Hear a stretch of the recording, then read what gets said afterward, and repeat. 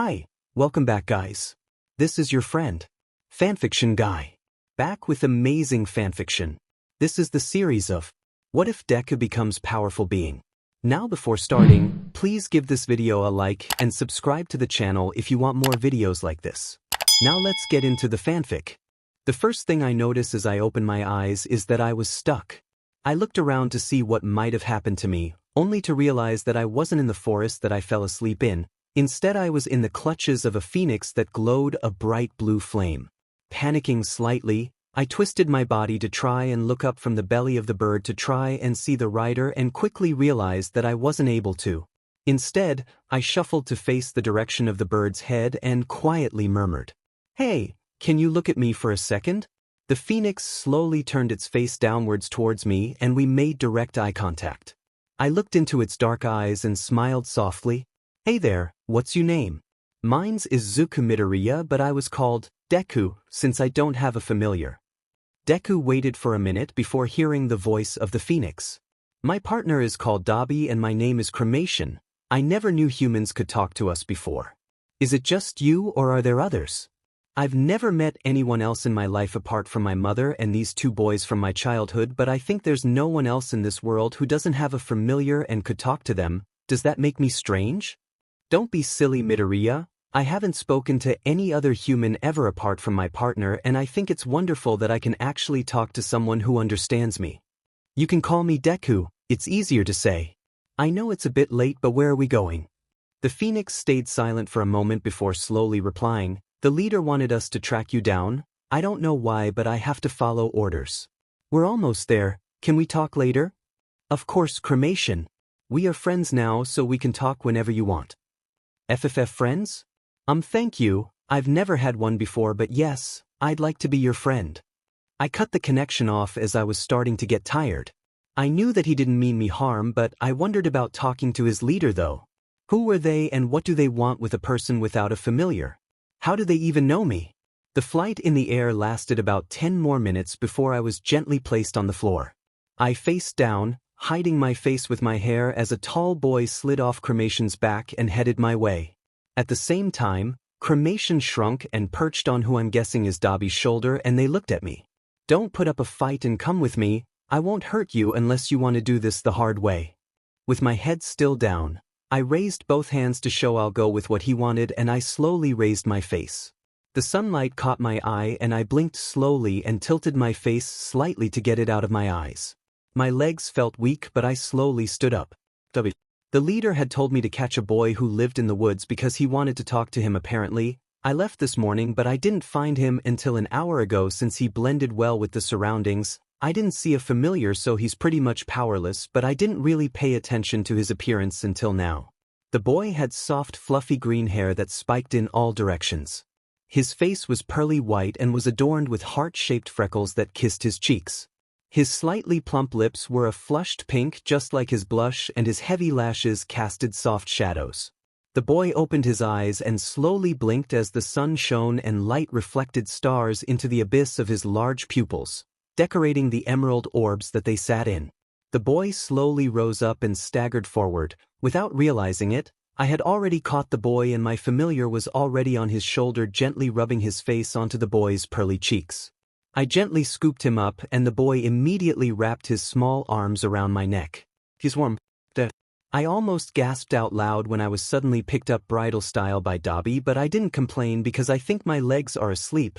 Instead I wrapped my arms around his neck to not fall off and let him carry me into an abandoned bar. We took a couple turns and finally he kicked down a door and put me down inside a room with other people in it. I looked up and my eyes widened as I saw a man with a messy blue mop of hair sit on the other side of the room. "Tomo-chan." I ran across the room towards the boy with light blue hair and gave him a massive hug. "I haven't seen you in years. Where did you go? Why did you leave? Are you still upset at the way the city is ruled?" "Tomura." The door was kicked open by Dabi and he carried Aizu in. The next thing I knew was that I was tacked into a hug by the green bundle of joy, and I sat there as he started his adorable habit of rambling every thought in his little mind. "I'm glad you remember me, Aizu, but I need you calm down, okay?" I watched as the mumbling came to an abrupt stop and his cheeks flushed a brighter pink from embarrassment. He hasn't changed since I first met him when he was 6, and that was a decade ago when I was 10 in that forest. I had been kicked out again by another household since my familiar turned out to be a grim reaper called Decay that could disintegrate anything once it placed a whole hand on something. I was chased out by the family who threw anything they could find at me, and I had ran to the forest before getting lost. That's where I met Izuku for the first time as he picked apples from a tree. He was the most beautiful boy I had ever seen, and he looked so perfect that I stood still with Decay hovering nearby. The boy hadn't noticed me and was humming a soothing tune as he picked apple by apple. I watched him slowly fill his basket, and then a swaying caught my attention. The branch just above the boy was almost tearing right out of the tree from its own weight, and I quickly yelled, "Look out!" at the boy, who froze when he looked up. As if my body moved on its own, I kept forward and covered the boy with my own body and braced for impact. It never came. The small boy looked up at me, and his eyes widened as he looked past my face towards Decay, who towered above us both with its hand outstretched. We were surrounded in a veil of ash as the branch that was once a threat was now gone. Oh no, I better leave before he panics. TT thank you very muyuk, you saved me. What's why your nami? I looked down at the boy in astonishment. Was he not scared? Or did he not see Decay just disintegrate a whole branch? You are very welcome. I'm Tamura and this is Decay. Anyway, be careful next time. I need to go now. I let go of the boy in my arms and slowly turned around, only so feel a pair of hands grip onto me. Please, you have many cuts on you, so please see come and tend to those. I have a couple of plasters and lots of medicine. Please come over. The boy finished with no stutters in his last sentence, so I think he isn't scared of me, so I agreed to go. Together, we walked through the forest, and eventually we reached a small cottage hidden away from the world. The boy opened the door and called up the stairs. Mom, I found a new friend called Tamura, and his familiar is a grim reaper called Decay. I heard a shrill shriek from across the house as a pretty woman came scrambling down the stairs and pulled the boy into a protective hug. Well, that's usually the reaction when they hear my familiar. She looked me up and down before her gaze softened, and she immediately relaxed. Would you like to come in for some juice and cookies? Izuku dear, did you bring the apples so we can make apple juice? And could you get the cookies from the oven? Why wasn't she afraid? Why did she relax when she looked at me? I looked at the woman in surprise and chuckled to myself. Well, that explains her son's fearlessness towards him. The boy, Izuku, smiled and nodded before running off into the room on the left, which is what I presume is the kitchen. The mum then turned toward me and gave a hearty smile too. Okay, you look like you went through a tumble dryer. The first aid kit is in there. I'm gonna go draw some water from the lake to wash those wounds. Help yourself to the snacks, and if you need anything, just call for Izuku, okay? I was shown into the room next to the one Izuku ran in, and I saw that I was now in a living room of some sort with a lovely fireplace that made my cold, lonely body fill with warmth. Why do I want to cry? Tamura. I sat on the floor for about 5 minutes. Looking around, I saw that the room was not too big nor too small. The walls were in different shades of green and blue. The ceiling was covered in streaks of blue and purple, and the light was a soft yellow. Curtains of pink and blue hung over windows that were boarded with varnished brown boards. Framed photos of Izuku were everywhere and hung in random angles. A small fireplace was to my right, blazing pleasantly. A low table had fruits in a glass on the center, and underneath I saw the first aid kit. I pulled it out and looked inside slowly just as Izuku's mum popped her head through the door. I got the water, now let me tend to those cuts of yours. She hurried over with a small pan of water and she knelt down by me. She dressed my cuts quickly, and soon after I had plasters all over me. Was she seriously not afraid of me? Decay was still near me with his hands not touching anything, but he's still a grim reaper. If you are wondering why I'm not scared of you, it's because I don't feel an hatred or any intent to harm from you. Plus my husband had a pretty fierce familiar too. I'm Inko, by the way. My familiar is a Selkie. A Selkie? My eyes widened when I realized what she said. Any female with a Selkie familiar is doomed to have a horrible life since they all long to be in the sea. Inko has a child, meaning her fate was sealed when her familiar skin was stolen. She must have fallen in love with the thief and had no way to return where she came from, and eventually became their housewife. I looked around and saw a thin figure behind Inko, gently lifting up small objects and floating them about the place. She doesn't have a name, her ability is attraction of small objects, so Izuku and I call her Attract. Inko's eyes softened as she looked at me. Izuku's father died when he was born and he gave me back my skin. I was going to return to the sea, but I have a child now. Izuku doesn't have a familiar and I don't think he ever will. His father was a strong man whose familiar was a chimera called Fire Breath. We were two opposite in familiars, yet we were still able to have a child. But Izuku doesn't have a familiar, and yet, I can see both familiars in him. He's so talkative that when he talks, it's like there's 3 heads blabbering on at one, maybe even more, and he has the looks of my Selkie. I think maybe instead of a familiar, he almost became one. He also often sits there gazing into the nothingness as well, having a thin frame. But despite that, he's actually pretty strong and it seems that he isn't affected by anything. Oh, I'm sorry, it's a nervous habit of ours to mutter a lot. It's even worse for Izuku since it's hard to stop him once he starts. Izuku, are the snacks done yet? A gasp came from the kitchen and the boy quickly ran in with a tray of fresh cookies and glasses of juice. Sorry for the wait, I was daydreaming again. Izuku sighed and looked again into the nothingness before shaking his forest green hair and smiled at me. Can I call you Tomo-chan? Help yourself to the cookies, I made them myself. I gingerly picked up one of the cookies and took a bite. It was really good. I started eating them and the tray was slowly emptying as my hunger caught up to me. After a couple of minutes, I noticed that Decay was no longer hovering behind me but instead on the floor with Izuku in its lap. They were both smiling and Izuku was making a glove.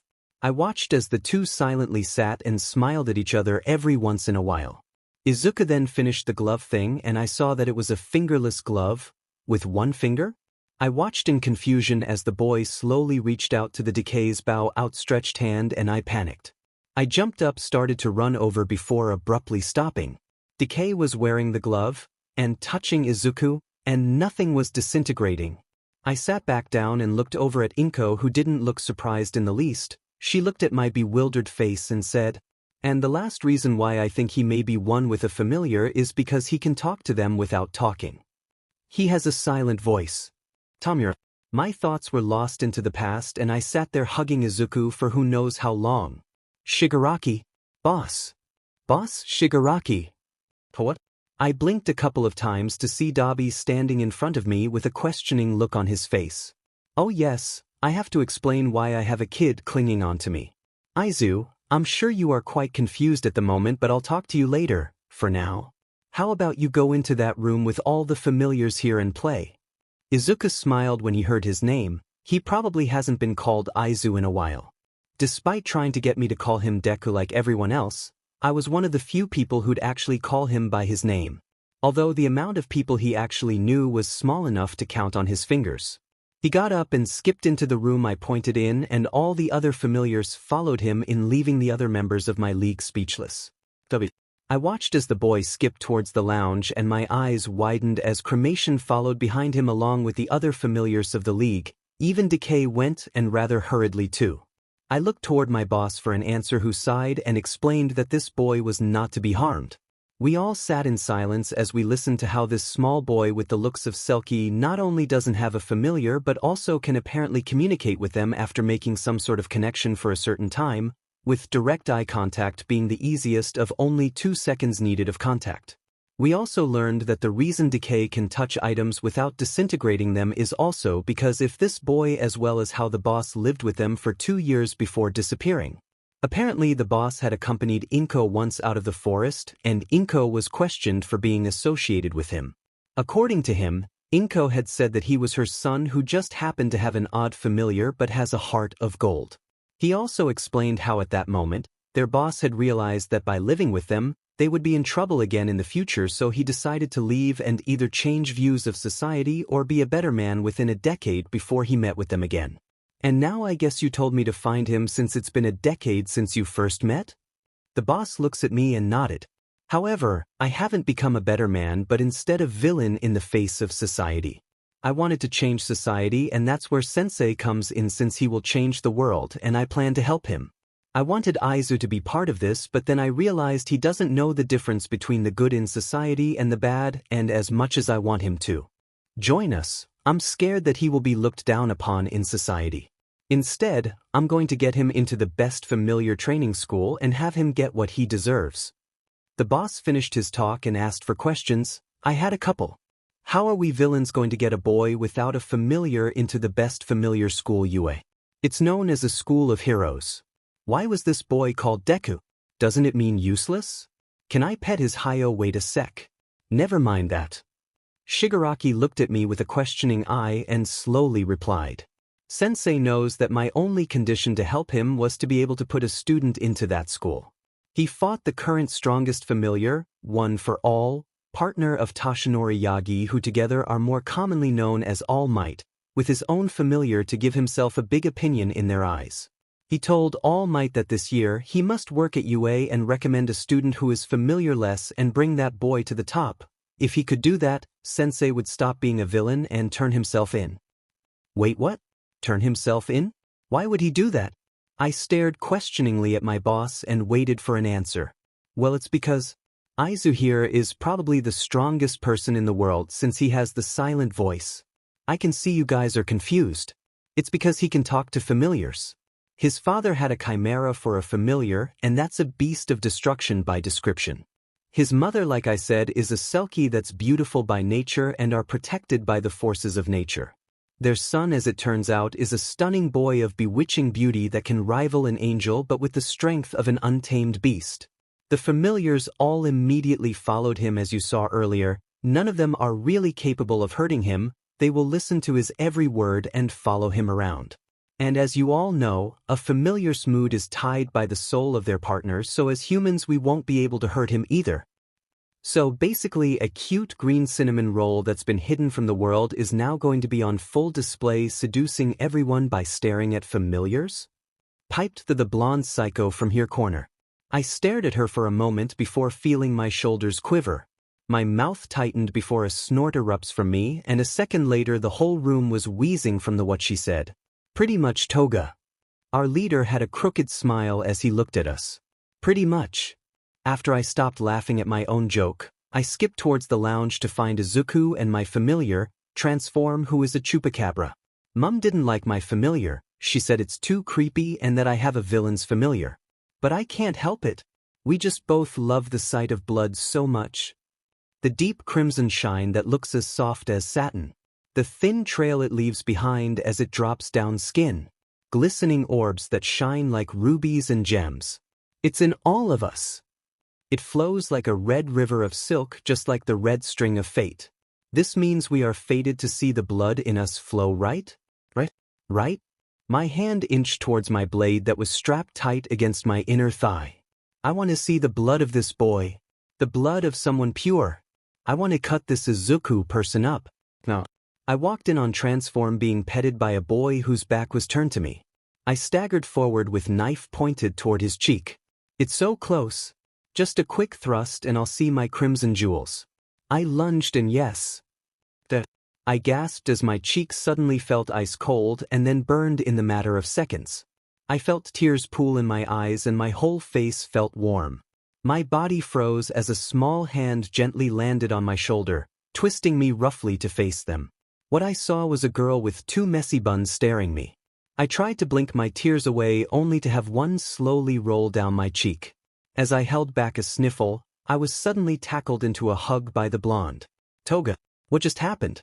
I got my blood. I saw it right there. They were beautiful and the brightest shade I have ever seen. But when I saw Izuku's face, that's it, his face. I pulled back from my hug and I looked at him closer. Soft green locks cupped his porcelain face that was littered with hearts of freckles. His flushed cheeks and slightly red nose made him so cute looking. Long, forest green lashes outlined large pupils that were hazy with diamond tears. Izuku had blinked, so the diamonds were laced into those lashes, causing them to shimmer in the little light. A single tear had fallen over his face and my stomach felt like it was made of stone. Transform had risen from Izuku's lap and licked both the tear and blood away, as if trying to clear the diamond guilt that weighed me down. The chupacabra didn't even transform. Maybe this boy was too cute to copy? I mustn't attack this person again. I can't. He's too cute. I can't hurt him. Oh, this is what boss meant. Well, I don't mind losing to him. I just can't lose for him. I hugged him again, leaning into his surprisingly strong chest, and I felt him rest his chin on my head. He didn't say anything, just returned my embrace as we sat with me now on his lap instead of my familiar. I hugged Izuku tighter out of jealousy towards my own familiar. I wanted to see the blood of a chupacabra now. What a funny twist of irony to see the blood of a bloodsucker. I'm going to slog her? Rhythmic patting sent warmth through my body, and for once, I feel like I didn't need blood. This is nice. It kinda reminds me of before I got my familiar with. I immediately grabbed Izuku's hand and looked him serious in the eye with a deadpan expression. Don't do that, it makes it hard for me to want to let go. And I honestly want to let go now, but my arms are stuck still. I looked up to see Izuku looking away from my familiar and smiling down at me. His cut was mostly healed and a heart freckle was already about to bloom over the healed skin. Miss, you must be Toga. Transform already explained everything, so I forgive you. Everyone needs another chance. Second chance, don't you think? I'll be your friend, so can you please let go? I promise I'll hug you whenever you want and pat your head whenever you need, okay? And if you need blood, could you ask me before you suddenly cut me? I'll do my best to make you happy. Did Izuku not find me creepy? Is my familiar and I really friends with a person this pure? I don't know why, but I gave him one last squeeze before I slowly let go and got off his lap. Oh yes, I was supposed to bring him to the boss, but I totally forgot when I thought about blood. Oopsie, tongue sticking out. Come on Izuku, can I call you Izuku? The boss. Tomo-chan snorts a little, wants to talk to you now. I grabbed his hand and slowly got him to his feet. He's slightly taller than me, but he's so cute. I watched spellbound, blushing so hard I feel like my face might melt off, as he looked over at the familiars and stayed silent for a minute before smiling a smile that could make angels sing. He then proceeded to pull me gently out of the lounge and oh god, I think I really like him. Shigaraki, this is all for one BTW, and yes, that's where Tamura's name came from. I leaned back into my leather black chair as I slowly watched Tamura's condition walk out of the lounge holding hands with one of the underlings. Ah yes, the blood girl. She seems more psychotic than usual with a beastly look in her eyes. Oh no, if she tries to get blood from this Izuku boy, my successor may leave. I raised my hand to command my familiar to teleport the boy out as the blonde bimbo lunged forward, arms outstretched. Wait a second. I stared with mild interest as the blood girl hugged the Izuku boy without killing him. Instead she whined for her head to be patted. Did this boy tame her? My successor told me he could tame familiars which could force the human to bend to their will. I had originally agreed to this condition because sending an ace like this to infiltrate UA is like striking jackpot. The boy can definitely do it. I will use him like a pawn to... A pawn? That somehow sounds wrong. But I don't know the difference between what's wrong and what's not. My own familiar all for one is a Cerberus and demon hybrid. I used my familiar as a test subject to my most successful illegal research and turned it into what I call a Nomu. I usually just combine humans with their familiars in my research, but they all usually turn into mindless dolls. I wanted to see how this boy's anatomy. How is he formed? As much as I wanted to tear him apart, limb by limb, I don't know why, but something deep inside is telling me to stop. Maybe it was a me from the earlier year of my life? I don't remember anything anymore, only my goal to change the society. But change it to what? This boy is making me remember unnecessary things. Just make him go to that stupid school. I got everything ready already. It's not like I particularly care or anything. Baka. I raised a finger and all for one immediately rose up. One of its heads opened its mouth and a hologram came out showing me the teacher meeting that was happening in UA as I spoke. Good evening everyone. I expect that All Might should be here soon. I watched in slight amusement as the teachers all panicked and tried attacking the hologram of me I sent them, only to eventually realize it was a futile effort. I watched their mouse principal hop off the chair and walk over to my hologram and politely ask.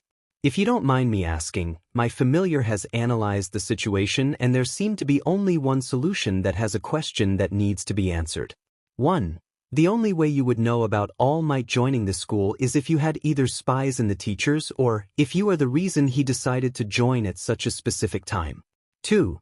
You are a careful man seeing as you are known as the symbol of evil, and sending a hologram here despite knowing all the risks is only a move for personal reasons. 3. This means it's a 84% chance that the random fight 5 years ago between you and All Might may not be so random after all. And finally, my question, I can tell that you need a specific thing at UA, so you might as well tell us now. What do you want? Man, this mouse is a head teacher for a reason. To be blunt, I want to send a student to this school. I watched as murmurs broke out among the teachers and observed that the mouse had not moved. He's probably analyzing the information again. I waited for 27 seconds before he started to move again. This student you mention, as much as I want to think he's a spy, my familiar cannot find a reason for why you wouldn't send him through the normal exams unless he isn't a spy, and this is for sentimental reasons only. But even then, why wouldn't you send him through the exams the normal way? The only logical explanation is that although this student you mention is not a spy nor probably a villain in the face of society, he's still special. In fact, so special that you see fit that only All Might can train him or recommend him. Am I right? Exactly. I replied, glad that I didn't need to explain myself. I then proceeded to drop the last bomb on them. That he didn't have a familiar. The head froze once again, and it was a full 73 seconds before he started to move again. As much as I want to find a reason, I can't pinpoint a good one. He doesn't have a familiar, meaning he's either not part of this city or is a villain not registered in the system. However, my analysis claims that he's not a villain, so he must not part of this city. On the other hand, it's wise to take your words that the problem seems to be only the familiar, so it means that this boy has been hidden from the world, perhaps hidden from both good and bad. Am I on the right track? Indeed he was. I sighed as I grabbed the papers in front of me and threw them towards another open-mouthed head of my familiar. The papers burned and teleported into staff room in a burst of silver demon sludge. It was never comfortable watching that power in play, but it was one of the only teleportation powers he had stolen. These papers have the information of this boy. Make him into an official citizen and train him to be who he wants to be. You will see soon enough why I haven't made him into a villain. He's really see you interesting.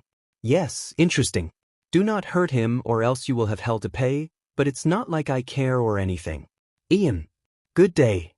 I watched the mouth of my familiar close as the hologram in the staff room disappeared. What's gotten into me? Man, I think this kid is kinda scary. Makes me wanna adopt him. Scary as he is, he's pretty cute. Wait, what? Toshinori. Today was the day young Midoriya was to join our school under my guidance. If I can get him to be who he wants to be, my arch-nemesis will turn himself in. It's unlikely to be without a catch, so I'm waiting for the boy myself at the gates of UA. I was told that the boy is without a familiar and that I cannot miss him. I was also told to not panic when he gets near, whatever that means. I mean, a hero must never panic in any situation. Why would I My familiar. I panicked as my familiar, one for all, started to ignore me and fly away. Where was he going? Come back. I started pacing my skeletal body around waiting for the buff archangel to return. I waited there having a major panic attack for 10 minutes before I saw the outline of my familiar floating above the crowd slowly. I watched as the archangel flew up towards the sky, catching the attention of the crowd on the street as they recognized immediately my familiar. What was it doing? He flew higher and higher until he was above all the buildings nearby and then proceeded to make his way across the sky toward me. When he was almost above me, the cloudy day seemed to clear.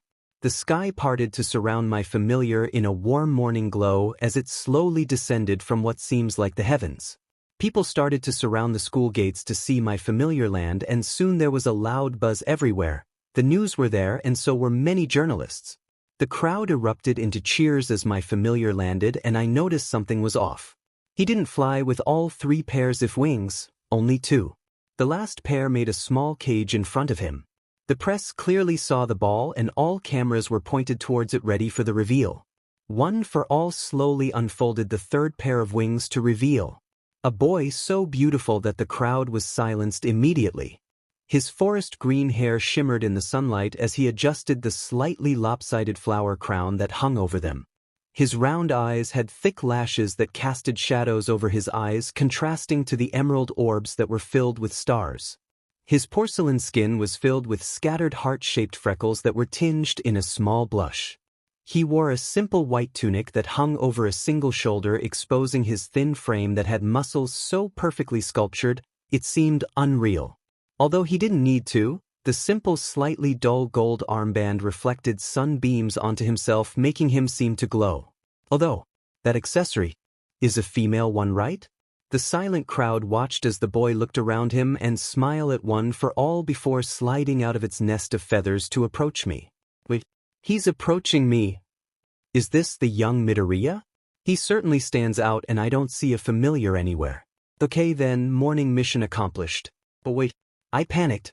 I was so close. Hello Mr. All Might, One for All told me that you're the one showing me around you. I'm super excited that I'm here and I can't wait to meet everyone else. Do you think they'll like me? Am I good enough without a familiar? Oh, are you even a teacher? Should I call you Toshinori Yagi or All Might? Can I call you Toshi-sensei? Your familiar is really strong, by the way. He says he likes the forest and I remind him of it. Oh, I'm sorry, am I muttering again? I'll stop now. 3-inch. Oh god, that laugh was so cute. I just realized the crowd was still there, practically spellbound by the boy's charms. I hadn't noticed them since they were all silent, as they seemed to all be victims of the boy's bewitching ways. I can't talk, I want to adopt him and keep that precious smile safe. What? Young Midoriya, I have been made aware that you are now a student of UA and I shall be your personal teacher. We must hurry now, class starts in. It starts now. Hurry. I scoop up the boy carefully and took a deep breath as All for One wrapped its two inner wings around me, and together we raced towards the class that young Midoriya had homeroom in. I sat with my feet on my desk as I ignored the glasses nerd who kept being a thing meme. Where is he? I swear if he forgot our promise 12 years ago I'm gonna mess him up. The door opened slightly and a yellow caterpillar crawled in and inched its way across to the middle of the room. What? Actual. The caterpillar then went through FNG metamorphosis and its FNG butterfly turns out to be a wingless old man who looked like he hasn't slept in a decade. If you're here to make friends, then leave. Now, time to take a familiar synchronization test. Everyone outside. PFFFFFT friends? I only need one, but he's not here. I trudged in my gym clothes towards the field, not listening to the weird sheety hair trying to talk to me. Where is he? Did he forget about me? My stomach dropped when I thought that. He couldn't write? Bakugu, what was your previous Rico? You know what? Never mind. Use your familiar and see how far you can throw this. I stared at the ball in my hand like it was the weight in my stomach. Would he really forget me? When I've been thinking every day about him? I tighten my fists around the ball and I grit my teeth. I promise to protect him even if it means. These thoughts hurt. They can all go. I launched the ball as far as I could using my familiar, Explosions the FNG badass dragon murder lord. I turned towards teacher wondering what expression he had, but to my iffy annoyance, he still looks as dead as ever. I sauntered towards the group of losers and saw Pikachu and Alien get excited. They were jumping around like effing insects and saying something about fun. If you think this is a game, how about we do this? The last person here gets expelled. I watched a boy with purple hair and eye bags that resembled our teachers stare at him for a minute before giving sighing. Again? You do this every year. Before picking up the ball and tossing it a mere 3 meters. Wow. I think I improved. He then turned to us and said, I don't do friends. And then went and sat in the corner ignoring everyone around. Oh, offended God. He's gonna whack this dude around the head with his FING bat of friendship? The tests continued with me in FNG second place. I was behind the FNG sideways pokeball. Not like it matters anyway, I'll beat him later. I'm not last, so I looked down the list to see that Grapehead was last and crying on the floor about girls. What happened next pissed me off though. This expulsion turns out to be a FING lie. I slumped back towards the building both pissed and angry, so I yelled, FG, as I sat down at my desk. The rest of the class slowly filed in and all 20 seats were filled. Even if he miraculously gets in, where's he gonna sit? We waited for our next teacher, which turned out to be Mike, since we had English, and the door suddenly burst open. "I am coming in like a normal person," says All Might as he landed at the front of the classroom, making the air vibrate.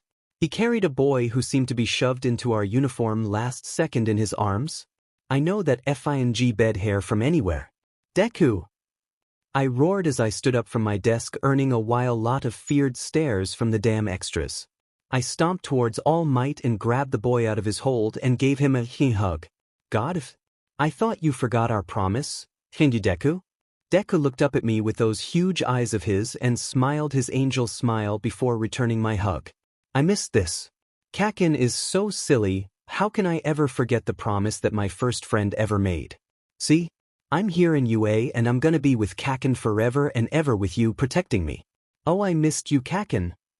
I gave the short boy in front of me another squeeze before I looked at the class who were giving me weird looks.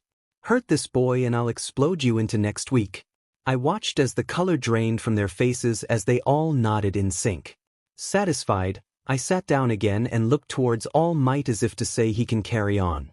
All Might got the hint and started introducing Deku to the class. "Can I call you Deku too?" asked Roundface. "Okay, that's pissed me off." "No, you cannot. That's my nickname for him." I glared at the girl, snarling. She looked like she was about to reply, but Deku piped in. "I'm sorry, Kakin, I didn't know others couldn't use it. It's okay though, even though I asked them to, no one calls me Deku."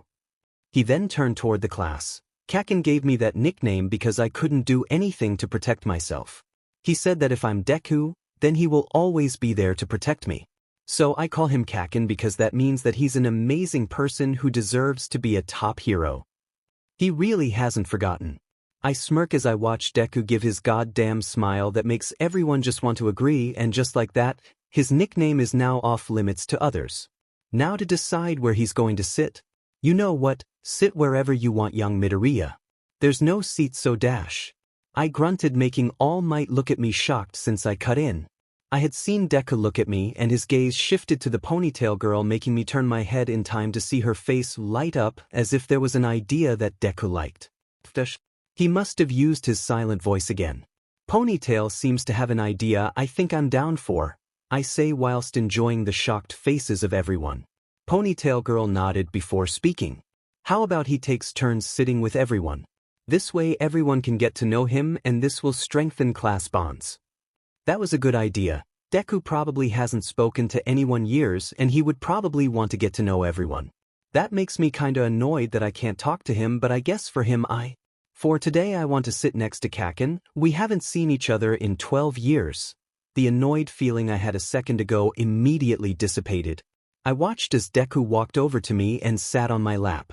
I wrapped my arms around his waist and hugged him again. He's so warm and he smells like the forest. And sunshine. What does sunshine even smell like? Well, Deku smelled like sunshine.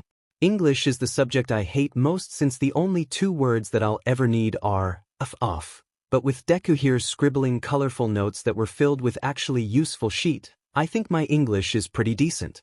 I then spent my whole day catching up with Deku. I glared at everyone who came close to interrupting us, and at the end of the day, I walked with Deku to find out where he lived so I could meet with him tomorrow morning.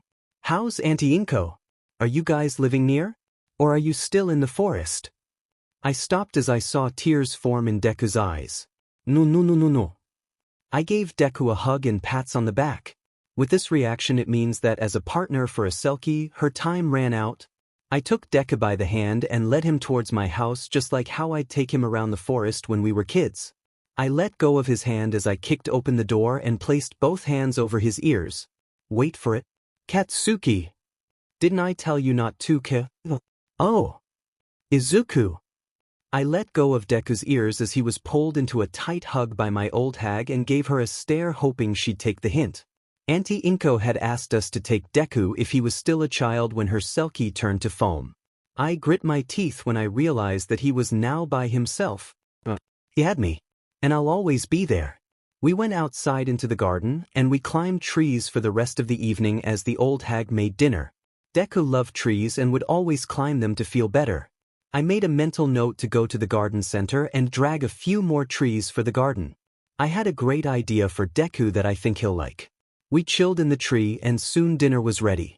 We ate and I gave Deku my old shirts that were too small for me but too large for him as they reached to his knees, to wear for bed. We brushed our teeth with Deku laughing at how I yell at the germs in my mouth to die, and I smiled, "That's better." I climbed into the futon and Deku climbed into the bed despite protesting that he should get the futon, and soon we were told to shut up by the old hag since we may or may not have just kept talking. It was 1 a.m. and just as I was about to drift off, I heard frantic squirming. I peered into the bed to see Deku sweating and whimpering in what seems to be a nightmare. I slowly climbed into the bed and gently patted his head until he stopped squirming, and before I could leave, I fell asleep cuddling Deku. Uraraka. I ended up dreaming about the new boy, Izuku Midoriya. I'll admit I'm jealous of how thin he is. I mean, how on earth could he be strong if he's that small? He's taller than me, sure, but I don't think he's stronger than me without a familiar. I got ready and skipped to school, grabbing a piece of bread that had some jam on it and shoved it in my mouth before yelling a muffled bye to my dad. I ran and finally turned the corner onto the main street for school and immediately crashed into someone. I closed my eyes as we crashed to the floor. Sorry. I wasn't looking where I was going. Get off, round face. Oh gosh. I know who that is. I opened my eyes to find myself not on one but two people, Bakugo and Midoriya. Are you okay, Uraraka? You need a nickname too. Achiko, Choco, chocolate, tongue sticking out? Coco-chan. And this nickname wasn't thought of by me. I can't remember which author since I've read too many fanfics, but this nickname isn't by me. I squealed in delight as this cute boy gave me an adorable nickname. I leaned over for a hug before realizing I was still on top of both boys. I quickly got up and stretched a hand out for Izuku before I could be exploded into next week. You call me Coco-chan as long as you let me call you Aiza-chan. I watched in pure bliss as his face beamed a smile that made my day feel amazing already. Anyway, let's go to school before Aizawa-sensei threatens to expel us again. We were going to leave to school together before I heard Bakugo kiss his teeth and mutter something to Aiza-chan and then stomp off ahead. I wonder what's his problem? Well, just us, I guess. We started walking together again and we ended up talking about my familiar. I explained to Aiza-chan that zero gravity was an air fairy that could erase and put back gravity in objects I touch. I put gravity back in when I say release, and my familiar puts all 5 fingers together. I also explained that making myself float makes me nauseous. I watched as Aiza-chan stopped in the middle of the road to mutter to himself.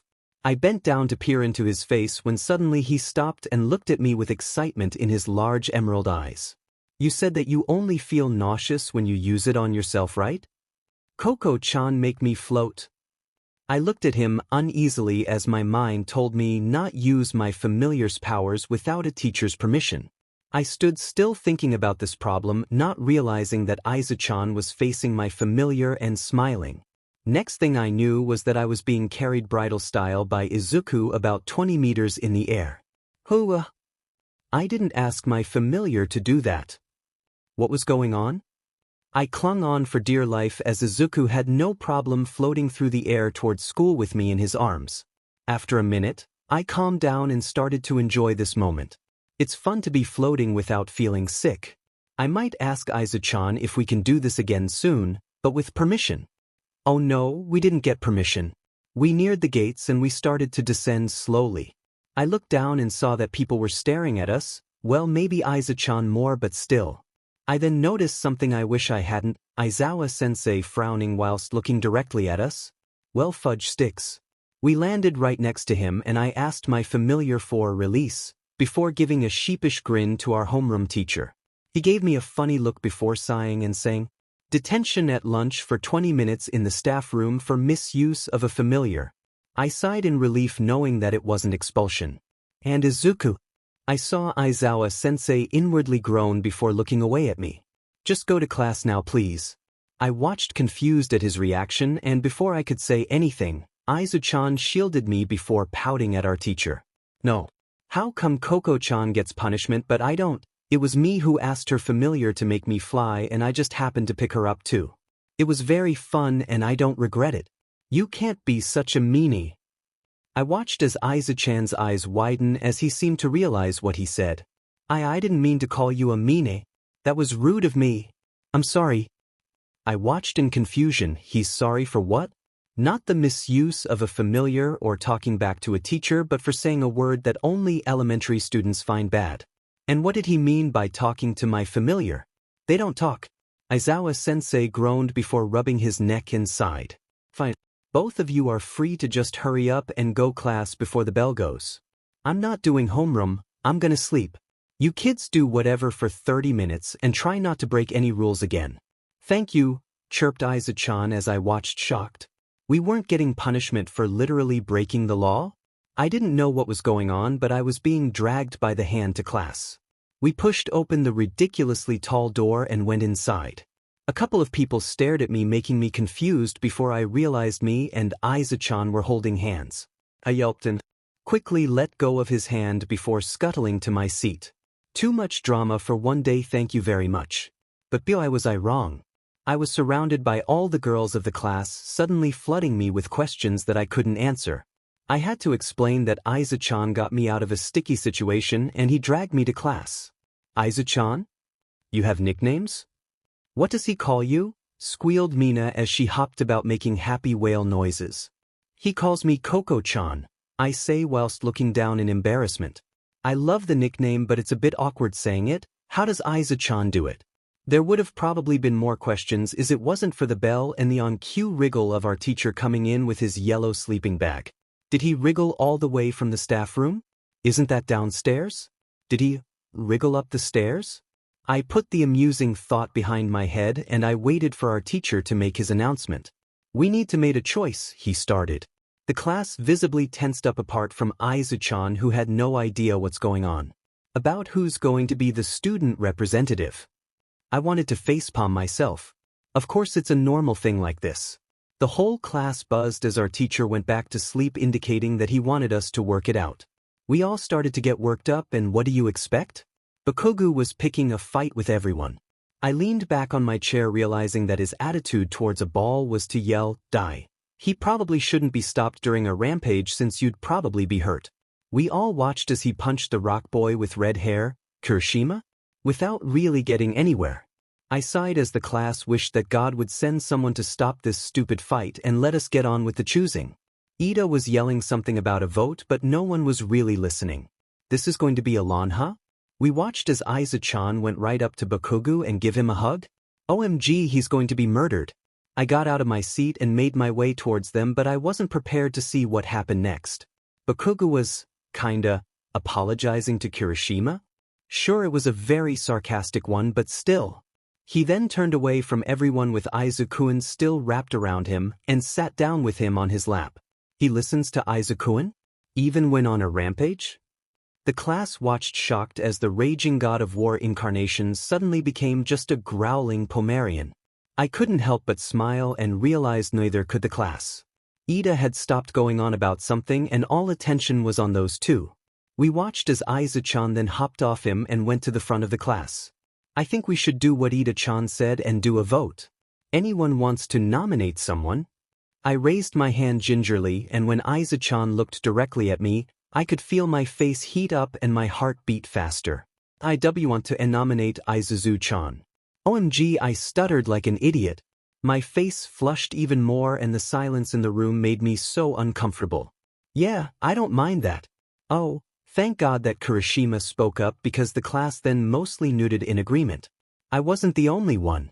We all looked back at Aiza-chan to see what he'd say, and what we saw made our hearts all flutter.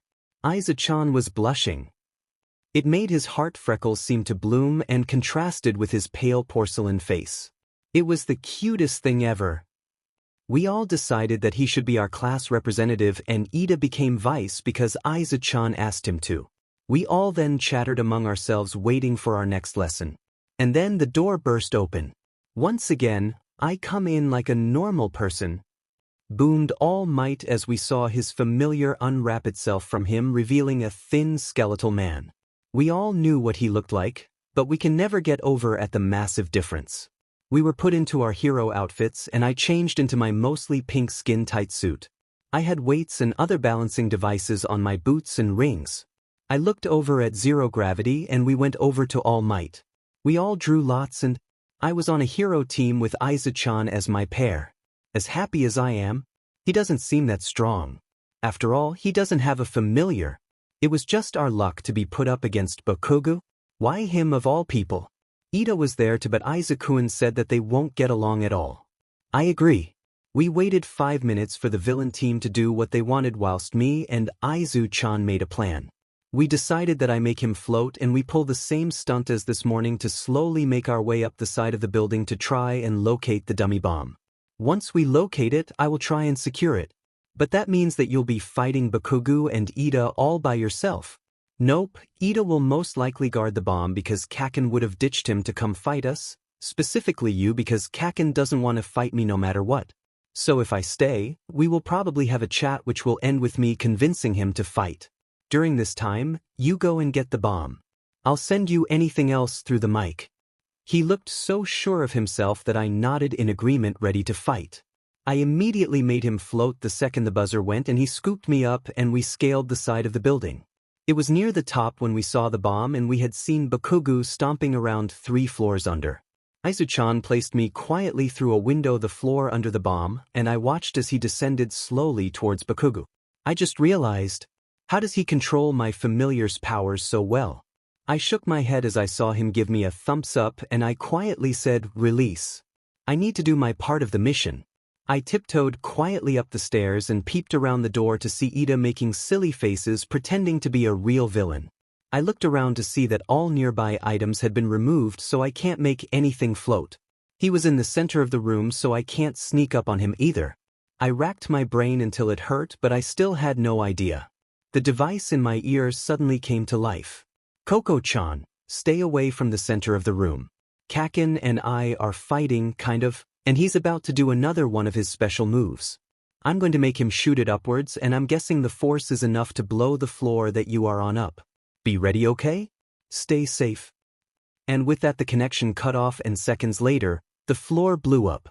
Ida panicked for a second and I took advantage of it by touching as many flying pieces of debris as I could to not only minimize damage but to throw at Ida to make a blind spot. I then floated myself onto the bomb and secured it. And the hero team wins. All Might's voice rang out and I slid off the bomb to help Ida out of the pile of debris I surrounded him with. I forgot that I myself was floating so when I said, release, to make the debris stop floating, I fell into the hole under me that Bakugo blew up. I panicked as I fell and before I could tell my familiar to make me float again, I fell right onto Aizu-chan. It hurt more than I thought.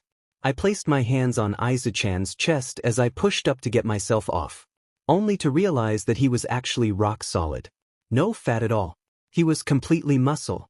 He wasn't thin because of having no muscle, he just had nothing else. I sat there admiring the feel of his abs before I was suddenly yanked off by the angry Pomerian.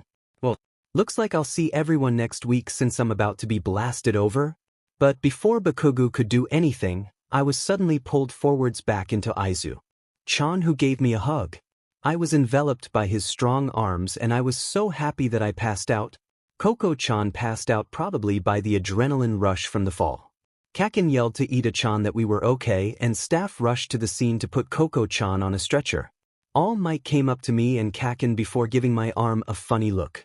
I tilted my head in confusion before facing his familiar and stared into those blue eyes for a moment before I felt the connection stick.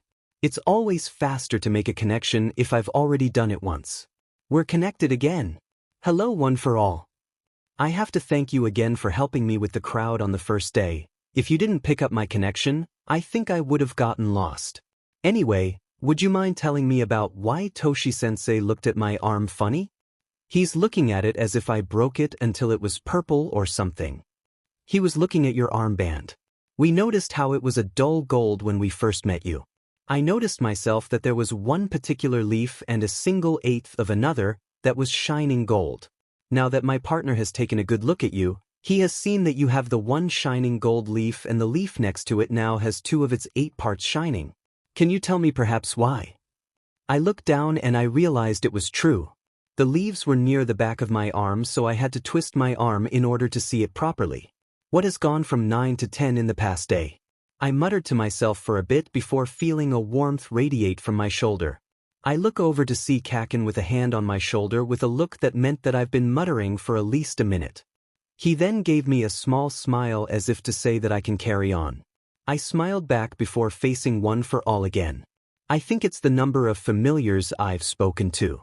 Before yesterday, I've only ever spoken to 9 familiars. They are called Attract, Explosion, Decay, Cremation, Transform, Gecko, Double, Compress and You, One for All. This is in the order I've met them. And then the only other familiar I've spoken to since is Zero Gravity. It's hard to tell, but one leaf isn't shaded in. The leaf next to that has the base 2 parts not shaded too. And yes, one of the parts has stars sparkles on them. There is a reason that is there. Could you maybe talk to another familiar to test your theory out? I nodded. Would you mind taking me up to Ida-chan then? It would be my pleasure, Midoriya. Please call me Deku. I know only Kakin can call me that, but I want familiars to call me that too. Of course, Deku. Now hold on. I stretched my arms out as One for All used his 2 smallest pair of wings to wrap around my body like when we first met before flying through the hole Koko-chan fell into. 3 floors later, and I was met with a slightly shocked Ida-chan with his familiar, Engine, who is an Arion. I kept up the connection with One for All as I opened a connection with Engine by staring into his eyes for about 5 seconds. Hello, Engine. I just wanted to say hi. Good afternoon, Engine. As you may know, I'm One for All. One for All, and I waited patiently for Engine to reply. I wasn't worried. After all, familiars not only hardly ever speak to other familiars, but this familiar was talking to a human for the first time too. Ahem, how do you do? This is quite extraordinary, I must say, since there seems to be 2 miracles at work here. I'm very honored. What is your question? I gave him a weird look. Do all purebred familiars talk like this? I know that Ida-chan came from a well-known school, but still. Isn't there 2 other kids who not only came from rich families but have powerful familiars? And this one sparkly boy who spoke some French. No need to be formal, Engine. We are now friends, so you can talk to me whenever you want. Plus, my favor has already been completely since you answered me. I agree, and your help is very much appreciated. Our test turned out positive. And if things go well, we familiars may be able to talk more frequently, all because of Deku here. Yes, please call me Deku, and we are all friends from now on, okay? I'll talk to you later, Engine. We need to report the news. I am glad to be of service helpful to you. Please do come for a little chill. It's very quiet and I would very much appreciate love the company. We all stood there in silence for a moment before laughing until our sides hurt. He was trying too hard to be informal. Anytime, Engine, you are a great guy. And with that, One for All descended me down the floors again to see Toshi-sensei's slightly more composed face and Kakin smirking. I landed gently and checked my armband. Sure enough, another 1/8 of a leaf was now shining gold. I jumped in excitement, wondering both why this was happening and what could happen. I looked over at both Toshi-sensei and Kakin before realizing that I should probably tell the principal too. I quickly said a quick bye-bye to One for All before cutting all connections from me and the familiars before grabbing both people in front of me and proceeded to drag them to the head teacher's office. There were so many possibilities in my head. I need to do lots of tests too. I have a feeling I should ask before I do this, or else people may start to panic. Why wouldn't they if their familiar started walking away from them? Even Toshi-sensei panicked at first. He thinks no one noticed, but I did, from the arms of his familiar. And it was very funny. 3. Mizu. I was quickly thinking up a program for Class 1A's field trip tomorrow and decided I'd do a rescue mission-style hero course trip. I wrote down all the details and finally I had to decide which teachers had to take them. Definitely All Might, since the trip will be during his lesson with them. I wrote down All Might and analyzed the situation. Eraserhead and 13 would be good. But before I could write their names down, my door burst open and I saw Izuka Midoriya Dragon Katsuki Bakugu and All Might. Nezu-sensei. I need to ask you something super important. The almost breathless Izuku Midoriya then let go of the two he dragged behind him and started muttering non-stop about his armband and wouldn't stop. A minute finally passed before Katsuki Bakugo placed a hand on his shoulder and his chattering came to a standstill. I wonder if that means a full minute has to pass before he can be stopped? The thought was brief before Midoriya started up again, slower. One for all and I did a little experiment and we found out that whenever I talk to a familiar an eighth of a leaf on my armband will look as if it's been polished. If not, the leaf is usually a dull gold. I'm not sure what it means but all I know is that Mum said I've just always had this armband and it's probably made for me since she found it in the waterfall nearby our home in the woods within the minute I was born. It also changes sizes and fits perfectly on my arm. Does this also mean something? I've thought a lot and it made me wonder if I could try and fill all the leaves and then see what happens. In order to do that though, I'm going to need to see everyone's familiars and although that's easy for me, it's not that easy for the humans when a familiar starts getting away from them. I thought really hard and thought of many ways to try and convince people to try and let me see their familiars but then that would cause more people to find out about my ability. That's why I dragged these two here because now everyone in this room, presumably all the teachers and a few others from my past, are all the people who know. I wanted to pinpoint a way that I can see familiars and I found one that needed the cooperation of everyone currently here. Interested? I quickly took in the information before asking my familiar to show me to an outcome that would work. It didn't take long but I wasn't able to pinpoint a surefire way without others finding out or be suspicious of the plan. I sighed knowing that there was no way to refuse this kid. Both from him being the decider of a potential war and the fact that he shows more intelligence than almost anyone. He didn't even know of the bet that the symbol of evil and the symbol of peace made on him, and here he is currently showing more intelligence than everyone I've met. What are the chances that this boy will destroy the bet and find a better solution no one has ever even thought of, just like this moment here with the question about familiars? I gave a smile to Izuku Midoriya before waving my hand to indicate he can go on. Okay, so here is the basic plan. Since everyone already knows I'm without a familiar, it's almost pointless for me to go to Toshi-sensei's class since he does lessons based on improving the bond between familiars and humans and explore different ways of using their powers to the fullest potential. During this time, I propose that I have an area to myself where I sit with a familiar and get to know them better whilst the human is told they are to improve their physical state by training with Kaken himself. I looked over and saw that Katsuki Bakugo was slightly pink at the name, so I'm assuming that he's Kaken. But something puzzled me, why him of all people? Wouldn't he need to train too? I voiced my concerns and Izuku happily smiled and explained. Actually, it's because me and Kaken are childhood friends since we were born and I was with him for 4 years before he moved deeper into the city. His familiar appeared really early. In fact, it was almost a whole year early and it turned out to be an explosion dragon. I seem to be able to communicate with familiars since I was born apparently because speech isn't needed for thought connection. Because of this, Kaken never needed to befriend his familiar the long hard way since I connected the two for them. I also told Kaken everything explosion needed so there were no fights between the two. Kaken has been using what Explosion told me was 36% of his full potential at the age of 4, and when I had a chat with him yesterday, he said that Kaken's physical body needed to be improved in order to pass the 80% boundary. 80%? That's the estimated bonding percentage of a successful pro level. Most people who reach this point don't know how to go on and are still able to make a successful living off only that. I look over quite astonished at Bakugo and asked, "What drove you to get so high at this age?"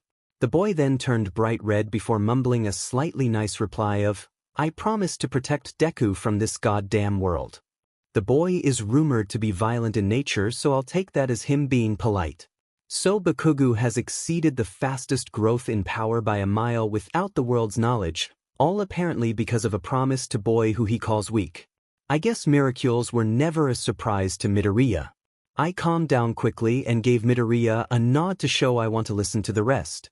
Everyone knows that Kaken is strong, they just don't know how strong, and wanting to do physical exercises are absolutely normal in Toshi-sensei's classes. Kaken is also known for picking fights, so him going around asking for one-on-one fights don't seem too out of place. This is where Toshi-sensei comes in. He can say that he wants to see the familiar and then he brings the familiar to me. We will talk as long as the human is still fighting. This way I can also see other familiars because Kakin is known for fighting anyone, anywhere, anytime, and Toshi-sensei is liked by everyone. That's the basis of my plan. What do you think? Midoriya finished, and I must admit, no large holes in the plan, and it seemed secure enough to keep most people out. I thought about which building to do this in before deciding I'd just bring a portable tent for them. This way, Aizawa, who's always there as lookout, can just fall asleep in there with them to not only hide the fact that there's a tent but also that someone is inside. A tent for Aizawa is probably normal to the students by now anyway. I told Midoriya that I'll agree to his plan and explain my idea with a tent. He liked it since that way apparently kills quite more than 2 birds with 1 stone. And to those who don't know, the saying, killing 2 birds with 1 stone, that means more than one problem is fixed with one solution. No animals were harmed during the process of this book. The conversation was finishing up and I decided to ask if I could see the armband closely. Midoriya simply smiled and handed it over without any complaints and waited for my opinion. Indeed, 11 parts were shining gold and the rest were dull. I inspected every inch before realizing that out of the 11 shining gold 8s, 1 was literally glittering and shooting out mini stars. Any idea why the first leaf is glittering like this? Which familiar is it anyway? I almost instantly regret my choice in words as the 2 kids in front of me suddenly became gloomy. It must be a bad story then. I sighed and got up from my desk, not putting away all the papers, and lead the trio to the couches before pouring cups of juice for the boys and handing a cup of tea to All Might. We have another 45 minutes before the lesson that you guys ditched ends. No worries, Eraserhead has already taken over class along with Recovery Girl, so you can take your time. Plus, lunch is after, so there's another hour. I sipped my tea as Midoriya was put in Bakugo's lap and given a small hug before he took a deep breath to continue. My mum's familiar is a full-blood Selkie. Dad was a chimera. I'm pretty sure that you can guess the already isolated life. I nodded, knowing full well of the fates of Selkies, but being a pure blood must have been worse. No wonder they weren't registered as citizens. They would have been separated from birth if they weren't made to do an abortion first. I then stopped and realized, a Selkie mother and a chimera dad are 2 complete opposites. The very fact a child is alive and healthy is a miracle already. Does your mother's Selkie have her skin? She wouldn't have. Or does her love for this child exceed the bond of a familiar? She does. Because although most people think that it was stolen, Mum actually went willingly with Dad because she loved him. They got married in the woods, apparently surrounded by birds. It wasn't official, but she said it was the happiest day of their lives. And then when they realized that I was going to be born, Mum said that she cried for a full week with happiness. But the day I was born was the saddest and happiest day of Mum's life. I was born healthy by a waterfall and Mum saw this armband appear suddenly nearby. As she picked it up and threaded my arm through it, apparently she heard my father laugh and sob. She apparently turned around and saw my father on his knees crying with happiness, before looking towards his familiar, and turned to ashes. I looked sympathetically towards Midoriya as he curled up on Bakugo's lap. Since not many attempts have been recorded, I'm guessing that humans will slowly lose the bond that they share with familiar, and so his father died by the chimera burning him with his own powers. What a grim fate for those who love despite it all. From this, I can easily see the mother defying her familiar for the child since she's done it once already by falling in love with the father. I can also see why the mother's Selkie is the first familiar on the armband and not the father's. I'm guessing that the child never spoke to his father ever, so the second 8th isn't his. I'm guessing since the bond is broken, this means the chimera is now probably one of the many strays in this world. A stray is usually formed when the human rejects their familiar because they don't have a desired trait or form. And this is usually caused by a 3-year-old's temper tantrum that they usually regret when they get older, so they set out to find their familiar. By their faces, I'm guessing that Midoriya's mother succumbed to the same fate and the Selkie was now a stray too. When did your mother's Selkie go stray?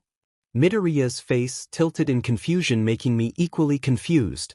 Mum disappeared into foam when I was 8, but her Selkie came up to me immediately after and gave me a hug before disappearing herself. What do you mean stray? Don't they all disappear together? Then it hit me, this boy doesn't know about strays. A familiar doesn't just disappear, they either create a bond with their human and die when they die, or if they're unable to bond, they go stray until all memories of the human disappears. The mother's Selkie probably hasn't disappeared because although the bond is broken, the mother's existence has been passed on. But a question remains, if Midoriya doesn't know where the Selkie is, and he distinctly has these memories, where is it? Was the hug significant? Was there a single chance that... I looked at the armband in my hands with the single glittering eighth representing the Selkie. Was there a chance that the familiar was in the armband? Tucked away in the compartment? The intruder bell rang for the first time in the many years of history and the conversation was cut short. All Might, go check out the problem. Bakugo, keep your promise to Midoriya and go join the other students. Quickly. I ushered out my orders before exiting my office to go analyze the situation. Was it a villain attack? I didn't even have time to clean my desk. The intruder alarm is going off. There is a panic. All the classes have filed out onto the corridor and there is now a massive stampede of students everywhere. I saw as teachers were shoved aside being ignored and I wanted to do something. I was being swept away by the crowd. What do? I looked out of the window that I was literally shoved into and saw something that almost made me laugh. There were no villains invading UA, it was only the press asking questions. They must have followed a student in and then let the others somehow in on the inside, setting of the alarms in the attempt. I wanted to help, it was my responsibility as vice representative and I needed a way to calm everyone down. It was only the press. I couldn't yell because everyone was being too loud and my familiar is too dangerous in this situation. What do? Then out of the corner of my eye I saw Midoriya's mop of forest green hair bouncing at the principal's office door and he looked worried. Bakugo was there too, using his own body to shield Midoriya from the crowds of people. I should at least tell Midoriya that it's only the press. I didn't want to see that worried look on his face. It's only because he's the class representative though, nothing else. Right? Anyway, I started to push my way through towards the wall and after getting battered and bruised, I finally got to the edge of the wall. I then started to crawl with my stomach to the wall towards Midoriya. When I was close enough I yelled for him and his face turned from worried so surprised. Ida-chan. Are you okay? What is this about? Don't worry Midoriya. It's only the press. I yelled back watching with bliss as his face relaxed into a smile again. I stopped resisting the crowd and I was slowly pushed towards them until I was inches from Bakugo. Any ideas, class representative? I asked Midoriya since I was running out of them. Actually yes.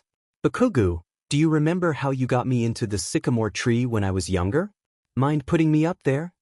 I watched slightly confused as Midoriya pointed towards a ledge a good 60 meters from us above the front of the crowd. Bakugo smirked and replied, Yes I can, I'm stronger now and your weight hardly changed. I can do 4 sycamore trees now, this is no sweat.